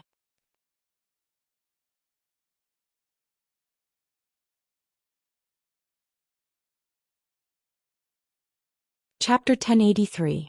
At this moment, little Chi was focused on Qing Hui fishing. Uncle Hui, it seems like you like this kind of rural life very much. Of course. Your Uncle Hui was also a wild child who grew up by the river. Qing Hui was very happy fishing. He really didn't know if he was here to protect little Chi or if he was here for a vacation. Little Chi waited for a long time. Seeing that the fish hadn't taken the bait, she got up and looked for Yanji. She found that he was actually taking off his clothes in the room. Pervert. Little Chi quickly covered her eyes, but Yanji grabbed her and pressed her against the wall. Is this the first day you know that I'm bad? Little Chi's ears instantly turned red and she tilted her head. Why are you taking off your clothes in broad daylight? Of course, to bully you. Yanji took the opportunity to kiss her forehead and then held her hand. Don't be nervous. Grandma's ring fell into the water. I'm just going to fish it up for her. You only know how to tease me all day long. Little Chi was angry and wanted to bite Yanji's arm. What a little tigress. Yanji endured the pain and rubbed little Chi's hair. After she vented, he asked, do you like it here? You can barbecue here at night and you can lie on the chair and watch the moon. What else can I do? I can also kiss you secretly. Yanji teased little Chi for a while. Then he swaggered to the lake, leaving little Chi alone with a flushed face. After a quarter of an hour, little Chi calmed down and returned to the courtyard. She found that the courtyard was filled with laughter. Yanji had already fished out Grandma's ring and was fiddling with his hair. Xiaowan, come here. Yanji sat on a stool and shouted at little Chi. Little Chi glared at him, but she still walked to his side and naturally took the towel. She stood behind him and dried his hair. You really have the potential to be a good wife and mother. Little Chi covered his head with the towel and rubbed it fiercely. You bully me. Not far away, Qing Hui had fished up dinner for a few people. Soon, only little Chi and Yanji were left in the huge courtyard. Do you like it here? Little Chi tilted her head and looked at Yanji. However, his messy hair did not damage his noble aura. Fighting all the time, I rarely enjoy peace like this. Yanji chuckled. The children who grew up here don't have any ulterior motives. They're very simple and happy. How about it? Do you like it? Little Chi nodded. It's very fresh. The air here seems sweet. That's because I'm here, my wife. Yanji laughed heartily. I'll take you to experience farm work tomorrow. She didn't know why, but every day with Yanji seemed to be full of novelty and anticipation. That night, little Chi slept in a room alone, while Yanji and Uncle Qing slept in the same room. However, before midnight, little Chi heard a knock on the door. Little Chi carefully got up and opened the door. Then Yanji pressed her against the door. You're very bold, aren't you? How dare you open the door? Why didn't Uncle Hui break your legs? Little Chi pouted. Let's go, I'll take you out to sleep. Little Chi's heart instantly raced. Could it be Yanji? As it turned out, she was overthinking because Yanji had set up a camping tent in the yard. Then Yanji pointed at the tent and said to little Chi, sleep inside tonight and watch the sunrise tomorrow morning. What about you? Little Chi asked as she got into the tent. What do you think? Xianxia asked naughtily.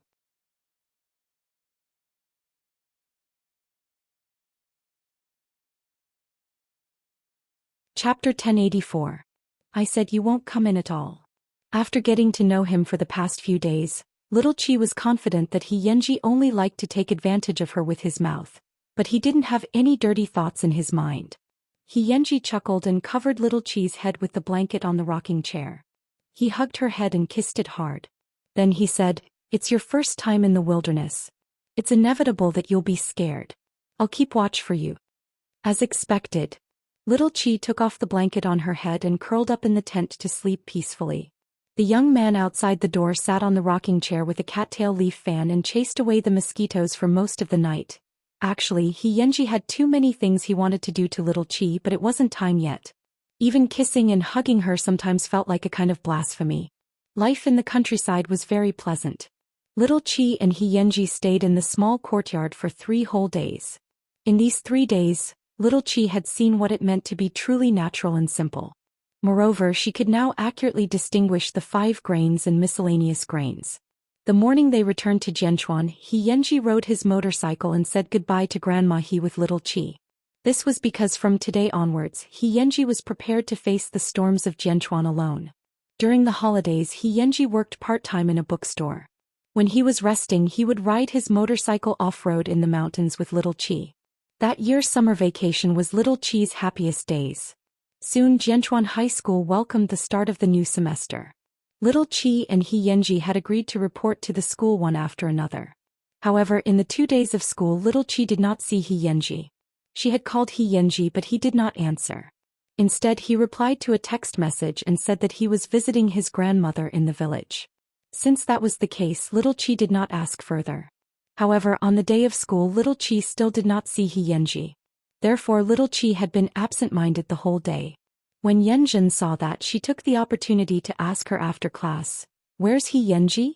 Little Chi shook her head in confusion. In fact, she had a premonition that every time Xianxia disappeared without saying goodbye, he was in trouble. What about this time? Isn't he your boyfriend? You're not contacting him? Little Chi couldn't answer anything. She had been so happy during this period of time that her vigilance had deteriorated.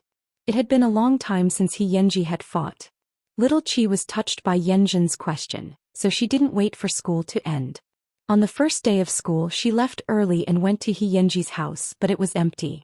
Little Chi called Qing Hui again and asked him to send her to the countryside. However, Qing Hui, who had always doted on her, did not agree this time. "Miss, school has already started. Master Xiao told me not to take you away from Jianchuan." "Why?" Little Chi asked Qing Hui. The more Xing Xiao was like this, the more she felt that something was wrong. Suddenly she panicked. "Miss, you should listen to Master Xiao's arrangements." Little Chi was not the kind of child who was obedient. In fact, she had her own opinions on some things. She went straight to the billiard hall and asked the owner to borrow his old motorcycle. Relying on her memory, she rode to Aunt Hong's hometown. After 3 whole hours, she entered the familiar village. However, the small courtyard that was originally built on the lake had already been reduced to ashes.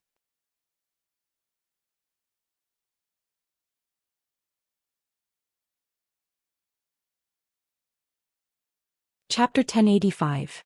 Little Chi found it unbelievable.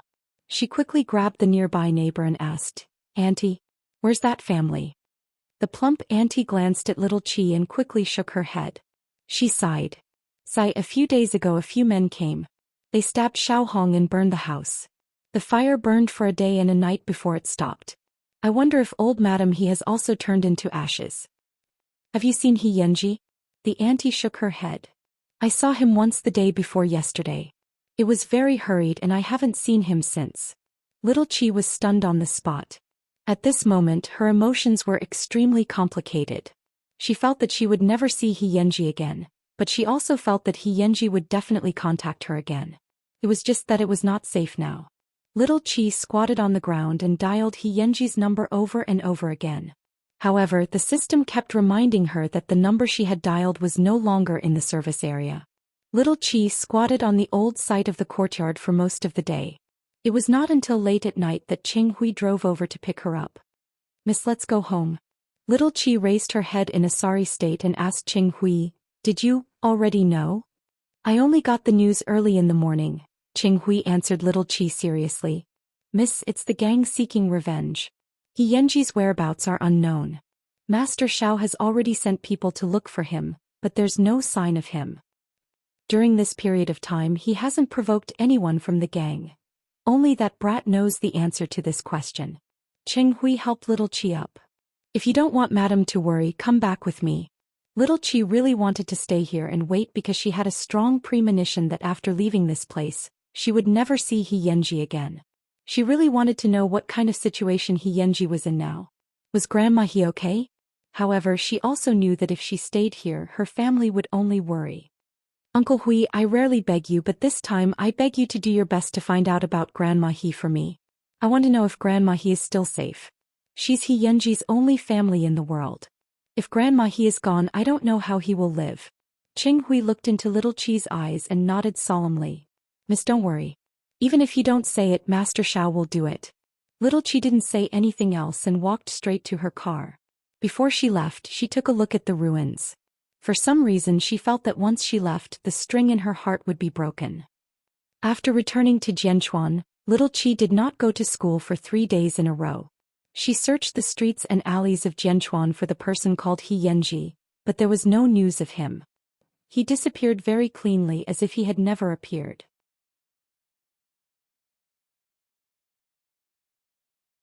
If it weren't for the bracelet on her hand, Little Qi would have really thought that she was having a romantic dream.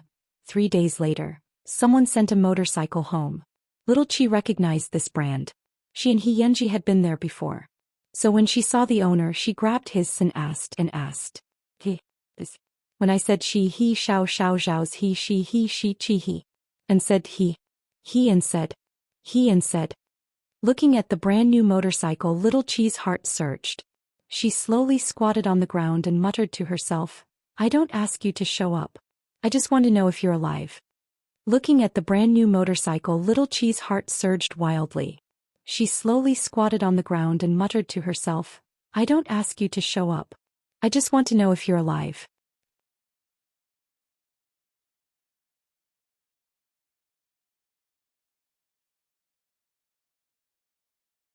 Chapter 1086. Little Qi's Foreign Affairs 73. He Yanji had disappeared. No one knew where He Yanji had gone, but there was no trace of him in the school or even in the entire Jianchuan. Rumors were flying in the school.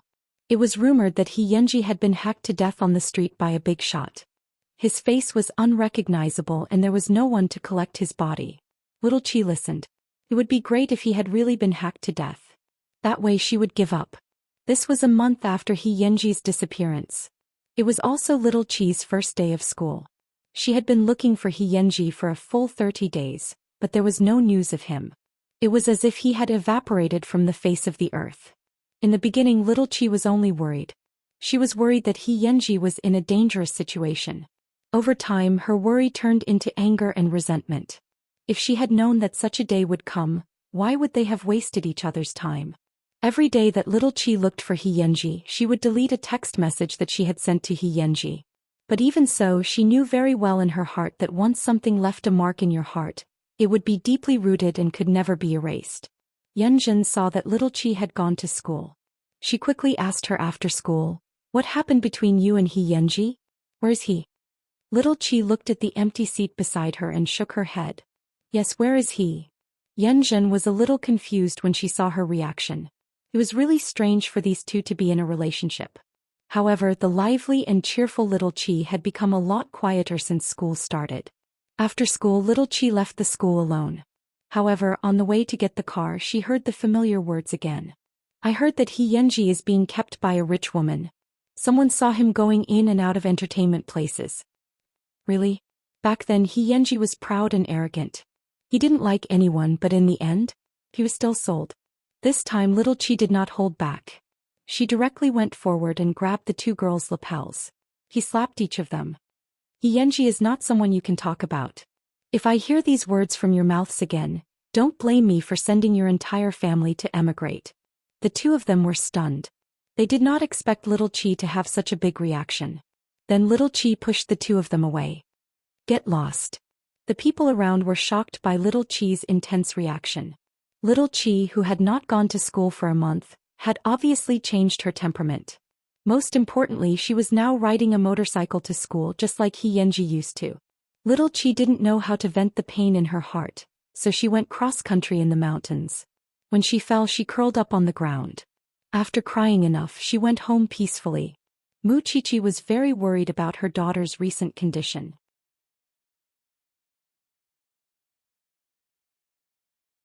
So she did not even work overtime and went home early to accompany her daughter. However, why would little Qi need her company? Helpless, Mu Qiqi returned to the study to look for her husband.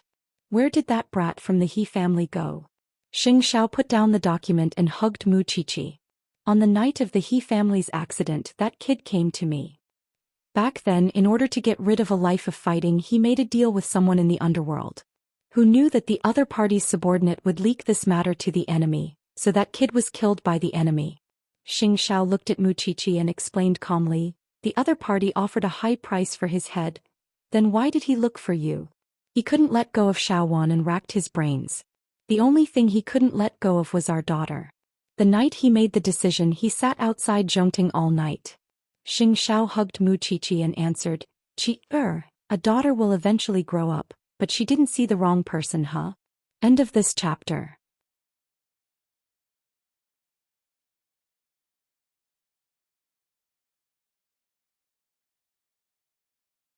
Chapter 1087. Little Qi's Foreign Affairs 74. Mu Qiqi nodded after hearing this. Relationships were the best thing to hone a person's heart. This was also a rare and precious experience in relationships. Did he say when he would be back? Even someone as powerful as Xianxia could not answer this question. Therefore he could only shake his head. However, what the couple did not know was that little Qi was just outside the door and heard their conversation. Then she returned to her room without a word. Unknowingly, tears had already streamed down her face. However, this still did not stop little Qi from hating Yanji. However, the more she hated someone, the easier it was for her to live like him. 5 years later, Jianchuan High School. The current little Qi was famous for doing whatever she wanted in school. She had learned all of Yanji's bad habits. As a third-year high school student who was about to graduate, the form teacher had long given up on disciplining her. After all, with little Qi's identity, who could control her? It was another Friday. Before the afternoon break, Yanjun threw a note and asked little Qi to accompany her to meet an online friend. In this era, there were still people who had pure online relationships. But there was nothing she could do. Who asked Yanjun to be her only friend. After school, little Qi rode her heavy machine and brought Yanjun to the restaurant where she had agreed to meet the online friend. She did not expect it to be a 5-star hotel. After the two of them got out of the car, little Qi rolled her eyes. There's only one purpose for a man to meet at a place like this, and that is to sleep with you. Oh. Yanjun held little Qi's arm and said, he explained to me that this hotel is owned by his family. You even got a rich husband?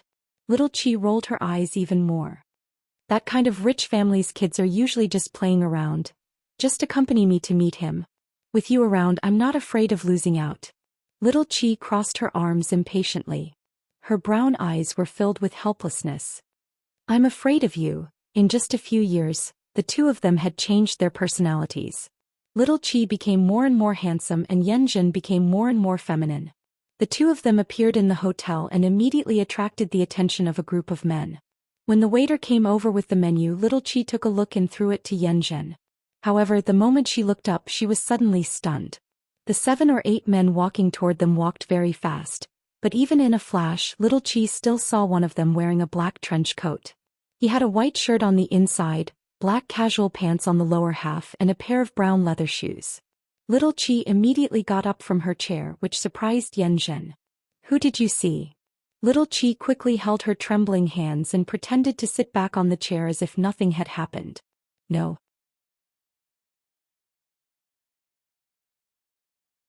But from that moment on, she could no longer hear anything in her head and her eyes could no longer see anything else. In his mind, there was only the man in the black trench coat, black gloves, and an evil aura. Xingtingwan? What? Upon hearing Yanjin's shout, little Qi frowned and snapped back to her senses. What's wrong with you? Yanjin looked at her worriedly. I think I saw Yanji. Little Qi pretended to be calm and replied. You say it as if it's true. Just treat it as if he's dead. He hasn't come back for so many years. This time Yanjin rolled her eyes. You just go crazy from time to time. However, just as Yanjin was mocking little Qi, the group of men walked out of the hotel lobby again.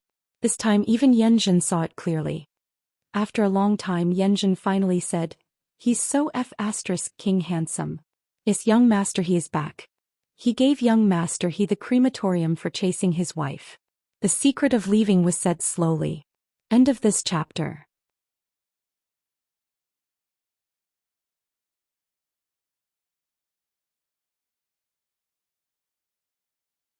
Chapter 1088. Little Qi didn't say anything. When Yanjin saw this, she couldn't help but laugh awkwardly. No matter how handsome he is, he's still a heartless man. Let's go. It's fine if we don't meet this online friend. Of course, why not? Little Qi turned her gaze away and pretended as if nothing had happened. Don't try to be brave. Yanjin exposed her. All these years, who do you think you are? Is it worth it? But look at Yanji. He has a group of subordinates behind him.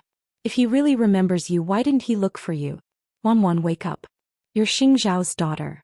What kind of man can't you get? Little Qi felt her throat burn, and even her breathing became extremely heavy. It's my fault. Why did I have to meet an online friend? After saying that, Yanjin pulled little Qi away from the hotel. When she returned to the garage and saw the motorcycle in the garage, little Qi felt her cheeks burn as if she had been slapped in the face. Therefore she called Qing Hui directly. Uncle Hui, come and pick me up. Where's the motorcycle? Yanjin asked her. Return it to whoever gave it to you. Little Qi only said these words. Then the extended Rolls-Royce stopped at the entrance of the hotel. Little Qi threw the car keys into the trash can and stepped into her car. It had been 5 years. It was good that he was dead, but she suddenly felt that she couldn't accept that Yanji was still alive and not looking for her. Since he was still alive, then the things that she had guarded for 5 years were meaningless. Therefore she resolutely threw away the motorcycle that Yanji had given her, including the phone that she had used for 5 years. She wanted to be herself. On the way back, little Qi didn't say a word. Qing Hui looked at her through the rearview mirror. After a long while he said, Miss, this is probably the last time I'll pick you up. When little Qi heard this, she looked at Qing Hui in surprise. Uncle Hui, even you are leaving me? Miss, this is Sir's arrangement. Tomorrow a new shadow will take over my job. Also want to get married and start a family, Qing Hui said helplessly. All these years, you and Sir have taken good care of me. I know that, but my mother is old and needs her son by her side. So, after much consideration, I finally decided to return to my mother. All good things must come to an end. I hope that everything will go smoothly in the future, Mississippi. Little Qi didn't say anything and continued to be silent. When they reached the entrance of the banyan courtyard, she sobbed and asked Qing Hui, Do you have enough money? My dad.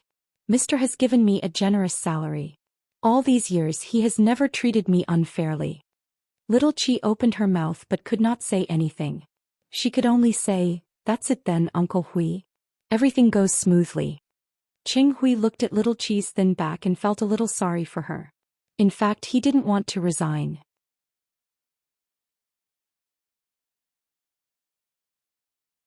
He wanted to be transferred.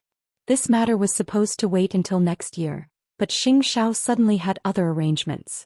So Qing Hui was transferred ahead of schedule.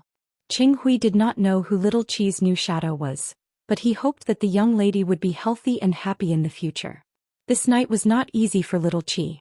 When she saw Yanji again, the shadow that had taken care of her for many years had also left. Little Qi locked herself in the study for the whole night. The next morning she took off those extreme things and put on her high school uniform again. However, before she went to school, she saw Xianxia waiting for her in the dining room. Dad. The new shadow is reporting downstairs. This time you don't have to worry about him leaving halfway. Xianxia seemed to know what she was upset about and comforted her gently. Little Qi nodded slightly.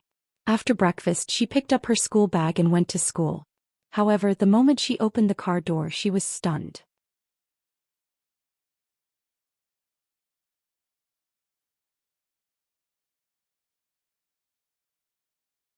Chapter 1089. It was just a side profile, but it was uncanny, resolute, and handsome. The other party tilted his head slightly with a smile on his lips. I'm your new shadow, Xianxia. After hearing this, little Qi opened the door and got out of the car. Xianxia seemed to have expected her to have such a reaction. He got out of the car and stopped her. Xiaowan. Little Qi raised her head and slapped him with all her strength. Get lost. Xianxia tilted his head but still pulled her into the car. Let's go to school, Mississippi. Little Qi sat in the back seat and twisted her body, not wanting Xianxia to see her expression. How could I dare to trouble brother he to be my chauffeur? Xianxia opened his mouth but did not say anything. He just drove little Qi to the entrance of Jianchuan High School. When they arrived at the school gate, Xianxia opened the car door for little Qi. However, little Qi got out of the car and did not even want to look at him. Go back and be your big brother. Don't disturb my life anymore. If I, Xing Qingwan, say that I don't want it, I won't want it. Xianxia looked at her stubborn back and mocked himself slightly. However, before little Qi could go far, he said to her, at 5:30 p.m., I'll wait for you at the school gate. Little Qi did not stop and walked straight toward the school gate. Just now, Xiaowan had said, how could I trouble brother he to be my chauffeur? The fact that she could say this meant that she had long known about his actions in the underworld because he had replaced the big brother who had stabbed Auntie Hong back then and become the second in command. Now he could do whatever he wanted in both the underworld and the underworld, but he had never come to look for her. How many times had he been disappointed that he had become so cold-hearted? Back then Xiaowan had a pair of clean and clear eyes. Now there was always grief in Xiaowan's eyes that could not be dispelled. He knew that this was all caused by him. He had imagined the scene of their reunion thousands of times, but he did not expect her to say such decisive words. The day of their reunion was the day of their end. This was the scene that she had long thought of, right? Xianxia watched little Qi's figure disappear and returned to the car. Just as little Qi had said, he was now the boss of the gang and he still had to deal with gang affairs. Little Qi stood on the teaching building and watched the Rolls-Royce leave. There was no obvious change in her expression, but this could only deceive others. She could not deceive herself. After returning to the classroom, Yanzhen was shocked to see the dark circles around her eyes. What happened to you last night? Little Qi snorted. You'll know after school. What are you trying to hide? Little Qi didn't say anything else. Instead, she buried her head in what a student should do. When school was over, little Qi walked with a large group of classmates.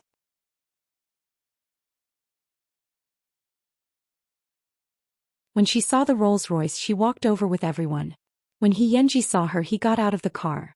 Then he heard little Qi say to everyone, "My driver is here. I'll be leaving first." Yanzhen was stunned. Everyone was stunned because little Qi's new driver was Xianxia. Little Qi deliberately emphasized the word driver and called so many people together. It was obvious that she was humiliating them. Xianxia was Xing Qingwan's driver. Xing Qingwan's new driver was Xianxia. This person who had been missing for so many years actually appeared again. He even became the Xing family's chauffeur. Everyone had complicated feelings, especially Yanzhen. She had watched little Qi change little by little in the past 5 years. The person she did not want little Qi to see the most was Xianxia. Therefore, she immediately followed little Qi into the Xing family's car. What's going on?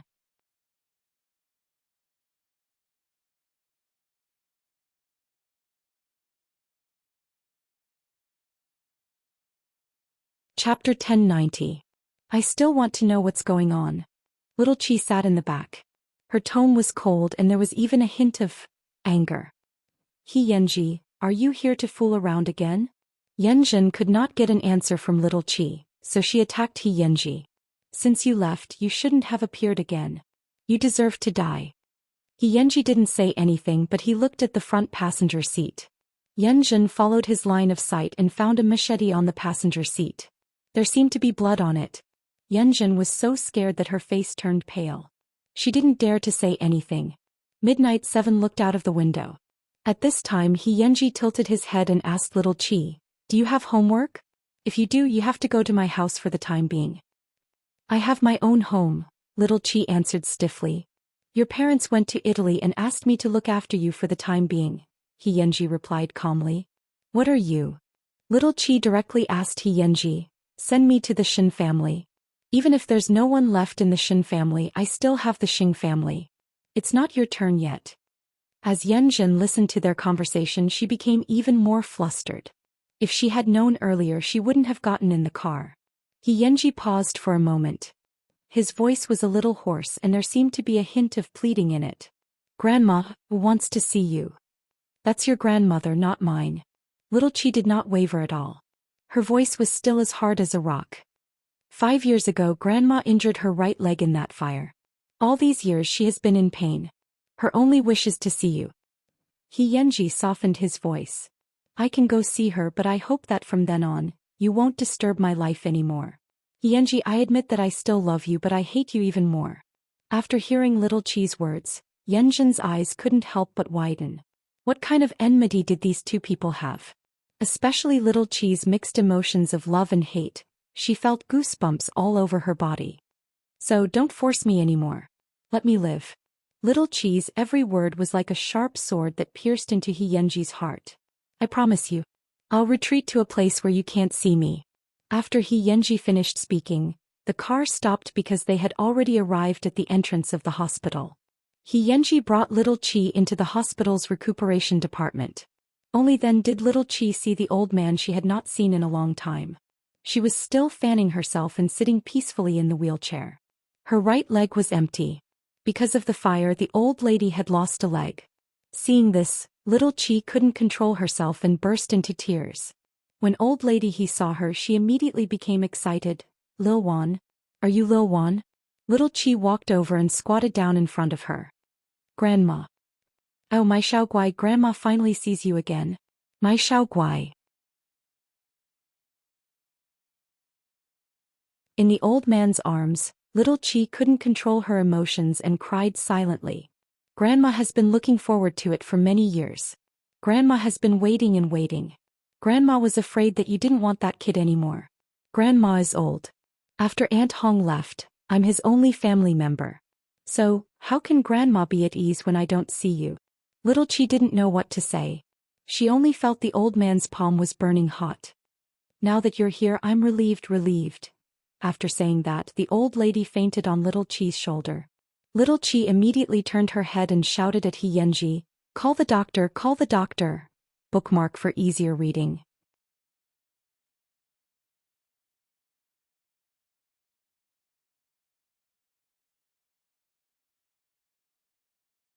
Chapter 1091.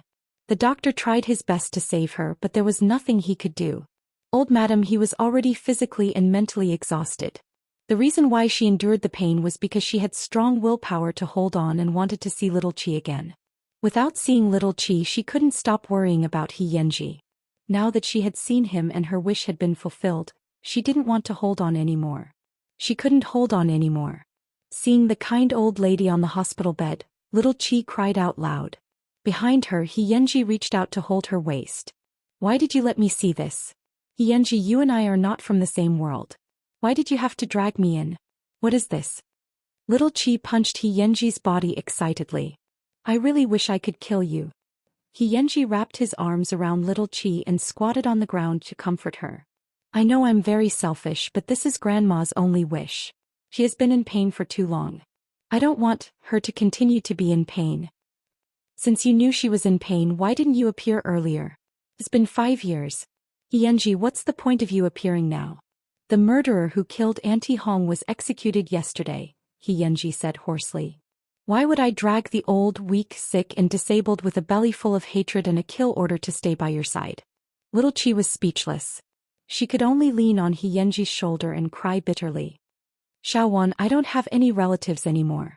At this moment, Yanji's voice was low and broken. Little Qi closed her eyes. She didn't want to think about anything. She just felt too tired and wanted to sleep. Yanji hugged Little Qi and watched as she fainted. Then he picked her up. Yanjin was outside the ward.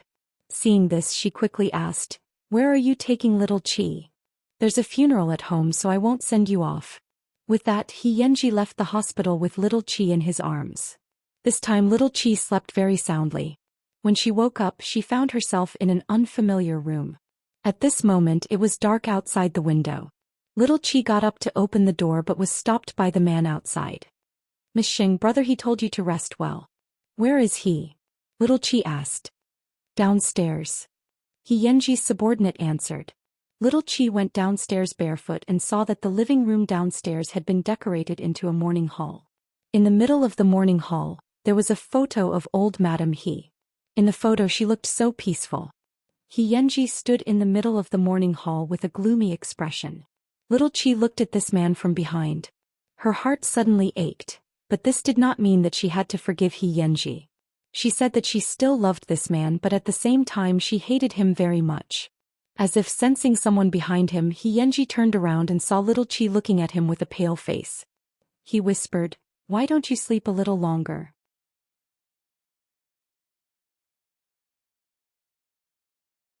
"I want to go home," Little Qi answered hoarsely. "All right."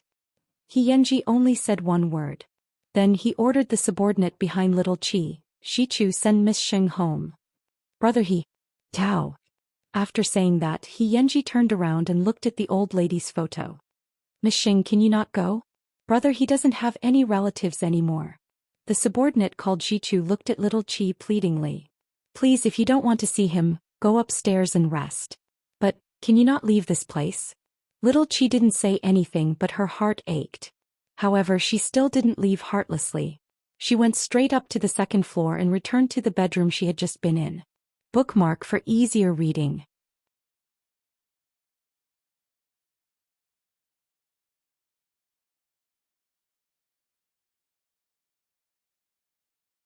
Chapter 1092. Thank you, Miss Sheng. Jichu followed behind Little Qi and thanked her. His tone was humble and pitiful. Little Qi couldn't say a word. Perhaps deep in her bones she still had some expectations for He Yanji, but she didn't dare to admit it. After returning to her room, Little Qi looked at He Yanji's room again. There was a bed and a wardrobe. Other than that, there wasn't even an extra sofa. It was empty and cold. Was this really the room of a big shot? Does your brother He usually live here? Hearing Little Qi's question, Jichu nodded. Yes, I've been with brother He for so many years. His life has always been so simple. He doesn't have much to do to pass the time. Then why do you know about me? Brother He hid it very well. In the underworld, he doesn't even dare to reveal the most important person to others. Isn't that equivalent to giving the other party a target? But I know because I've seen a photo of you in brother He's wallet, Jichu explained in a low voice. Every time brother He completes a big mission, he will take out the photo to take a look. I've secretly seen it a few times. Go out. Let me be alone. Little Qi's heart tightened when she heard Jichu's words. She didn't know what the man in the morning hall below was feeling at this moment. Little Qi lay on the bed. The smell of He Yanji's body still lingered on the bedding. Under the familiar smell, Little Qi relaxed her tense nerves and unknowingly fell asleep with the bedding in her arms. In the middle of the night, she was woken up by a nightmare. She wanted to sit up, but she found that she couldn't move her waist. Little Qi looked down and found an arm across her waist. Behind her, the man's even breathing could be heard. Other than He Yanji, there was no one else. Little Qi struggled to get up, but He Yanji held her down. Xiaowan, let me hug you for a while. Just for a while. I haven't forgiven you yet. Grandma's gone. From now on, who should I fight for? In the darkness, He Yanji suddenly asked mournfully. This caused Little Qi's body to tremble, and she suddenly felt so much pain that she couldn't control herself.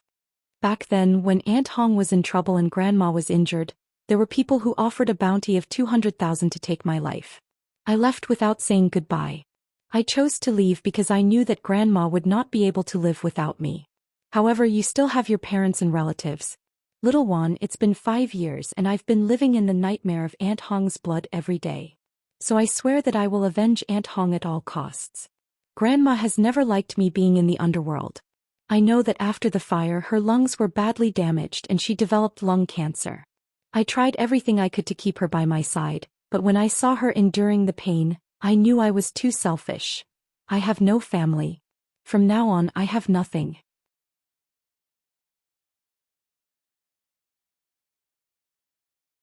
In the faint moonlight, Little Qi cried silently. Especially when he heard He Yanji say that he had nothing. What about me? What am I? When she asked this question, Little Qi clearly felt that the body behind her was slightly stiff. Don't dare to say anything to ask you to stay. Xianxia, let me tell you, I hate you, I'm angry with you, and I wish I could cut you into 1,000 pieces. However, only I can bully you. No one else can. We haven't broken up yet. I'm not done with you, little Qi shouted excitedly and hoarsely.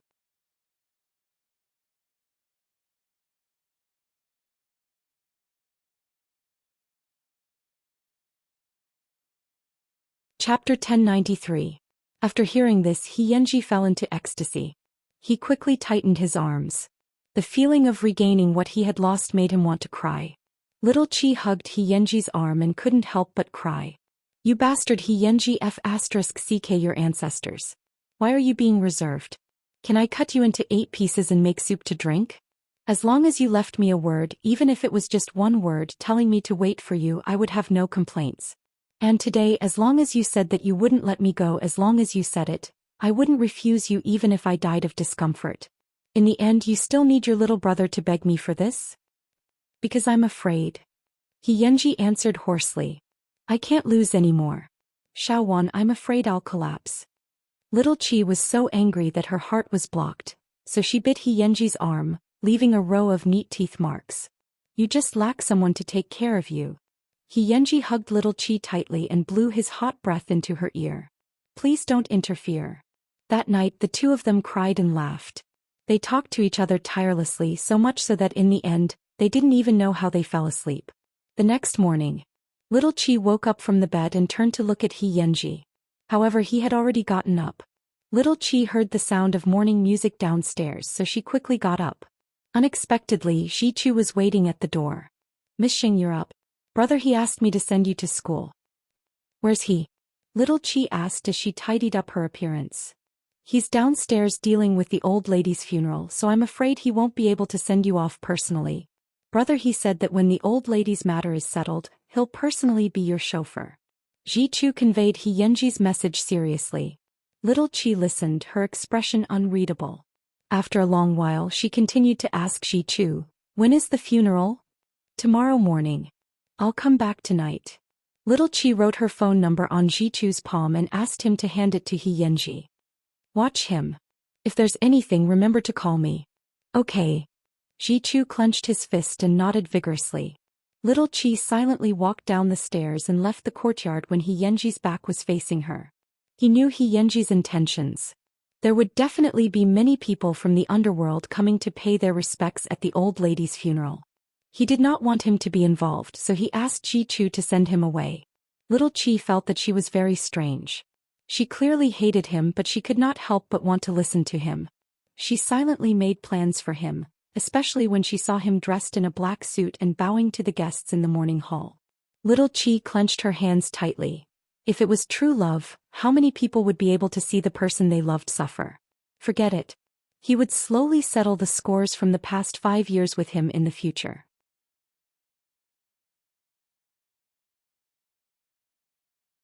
Since he couldn't escape, then he wouldn't.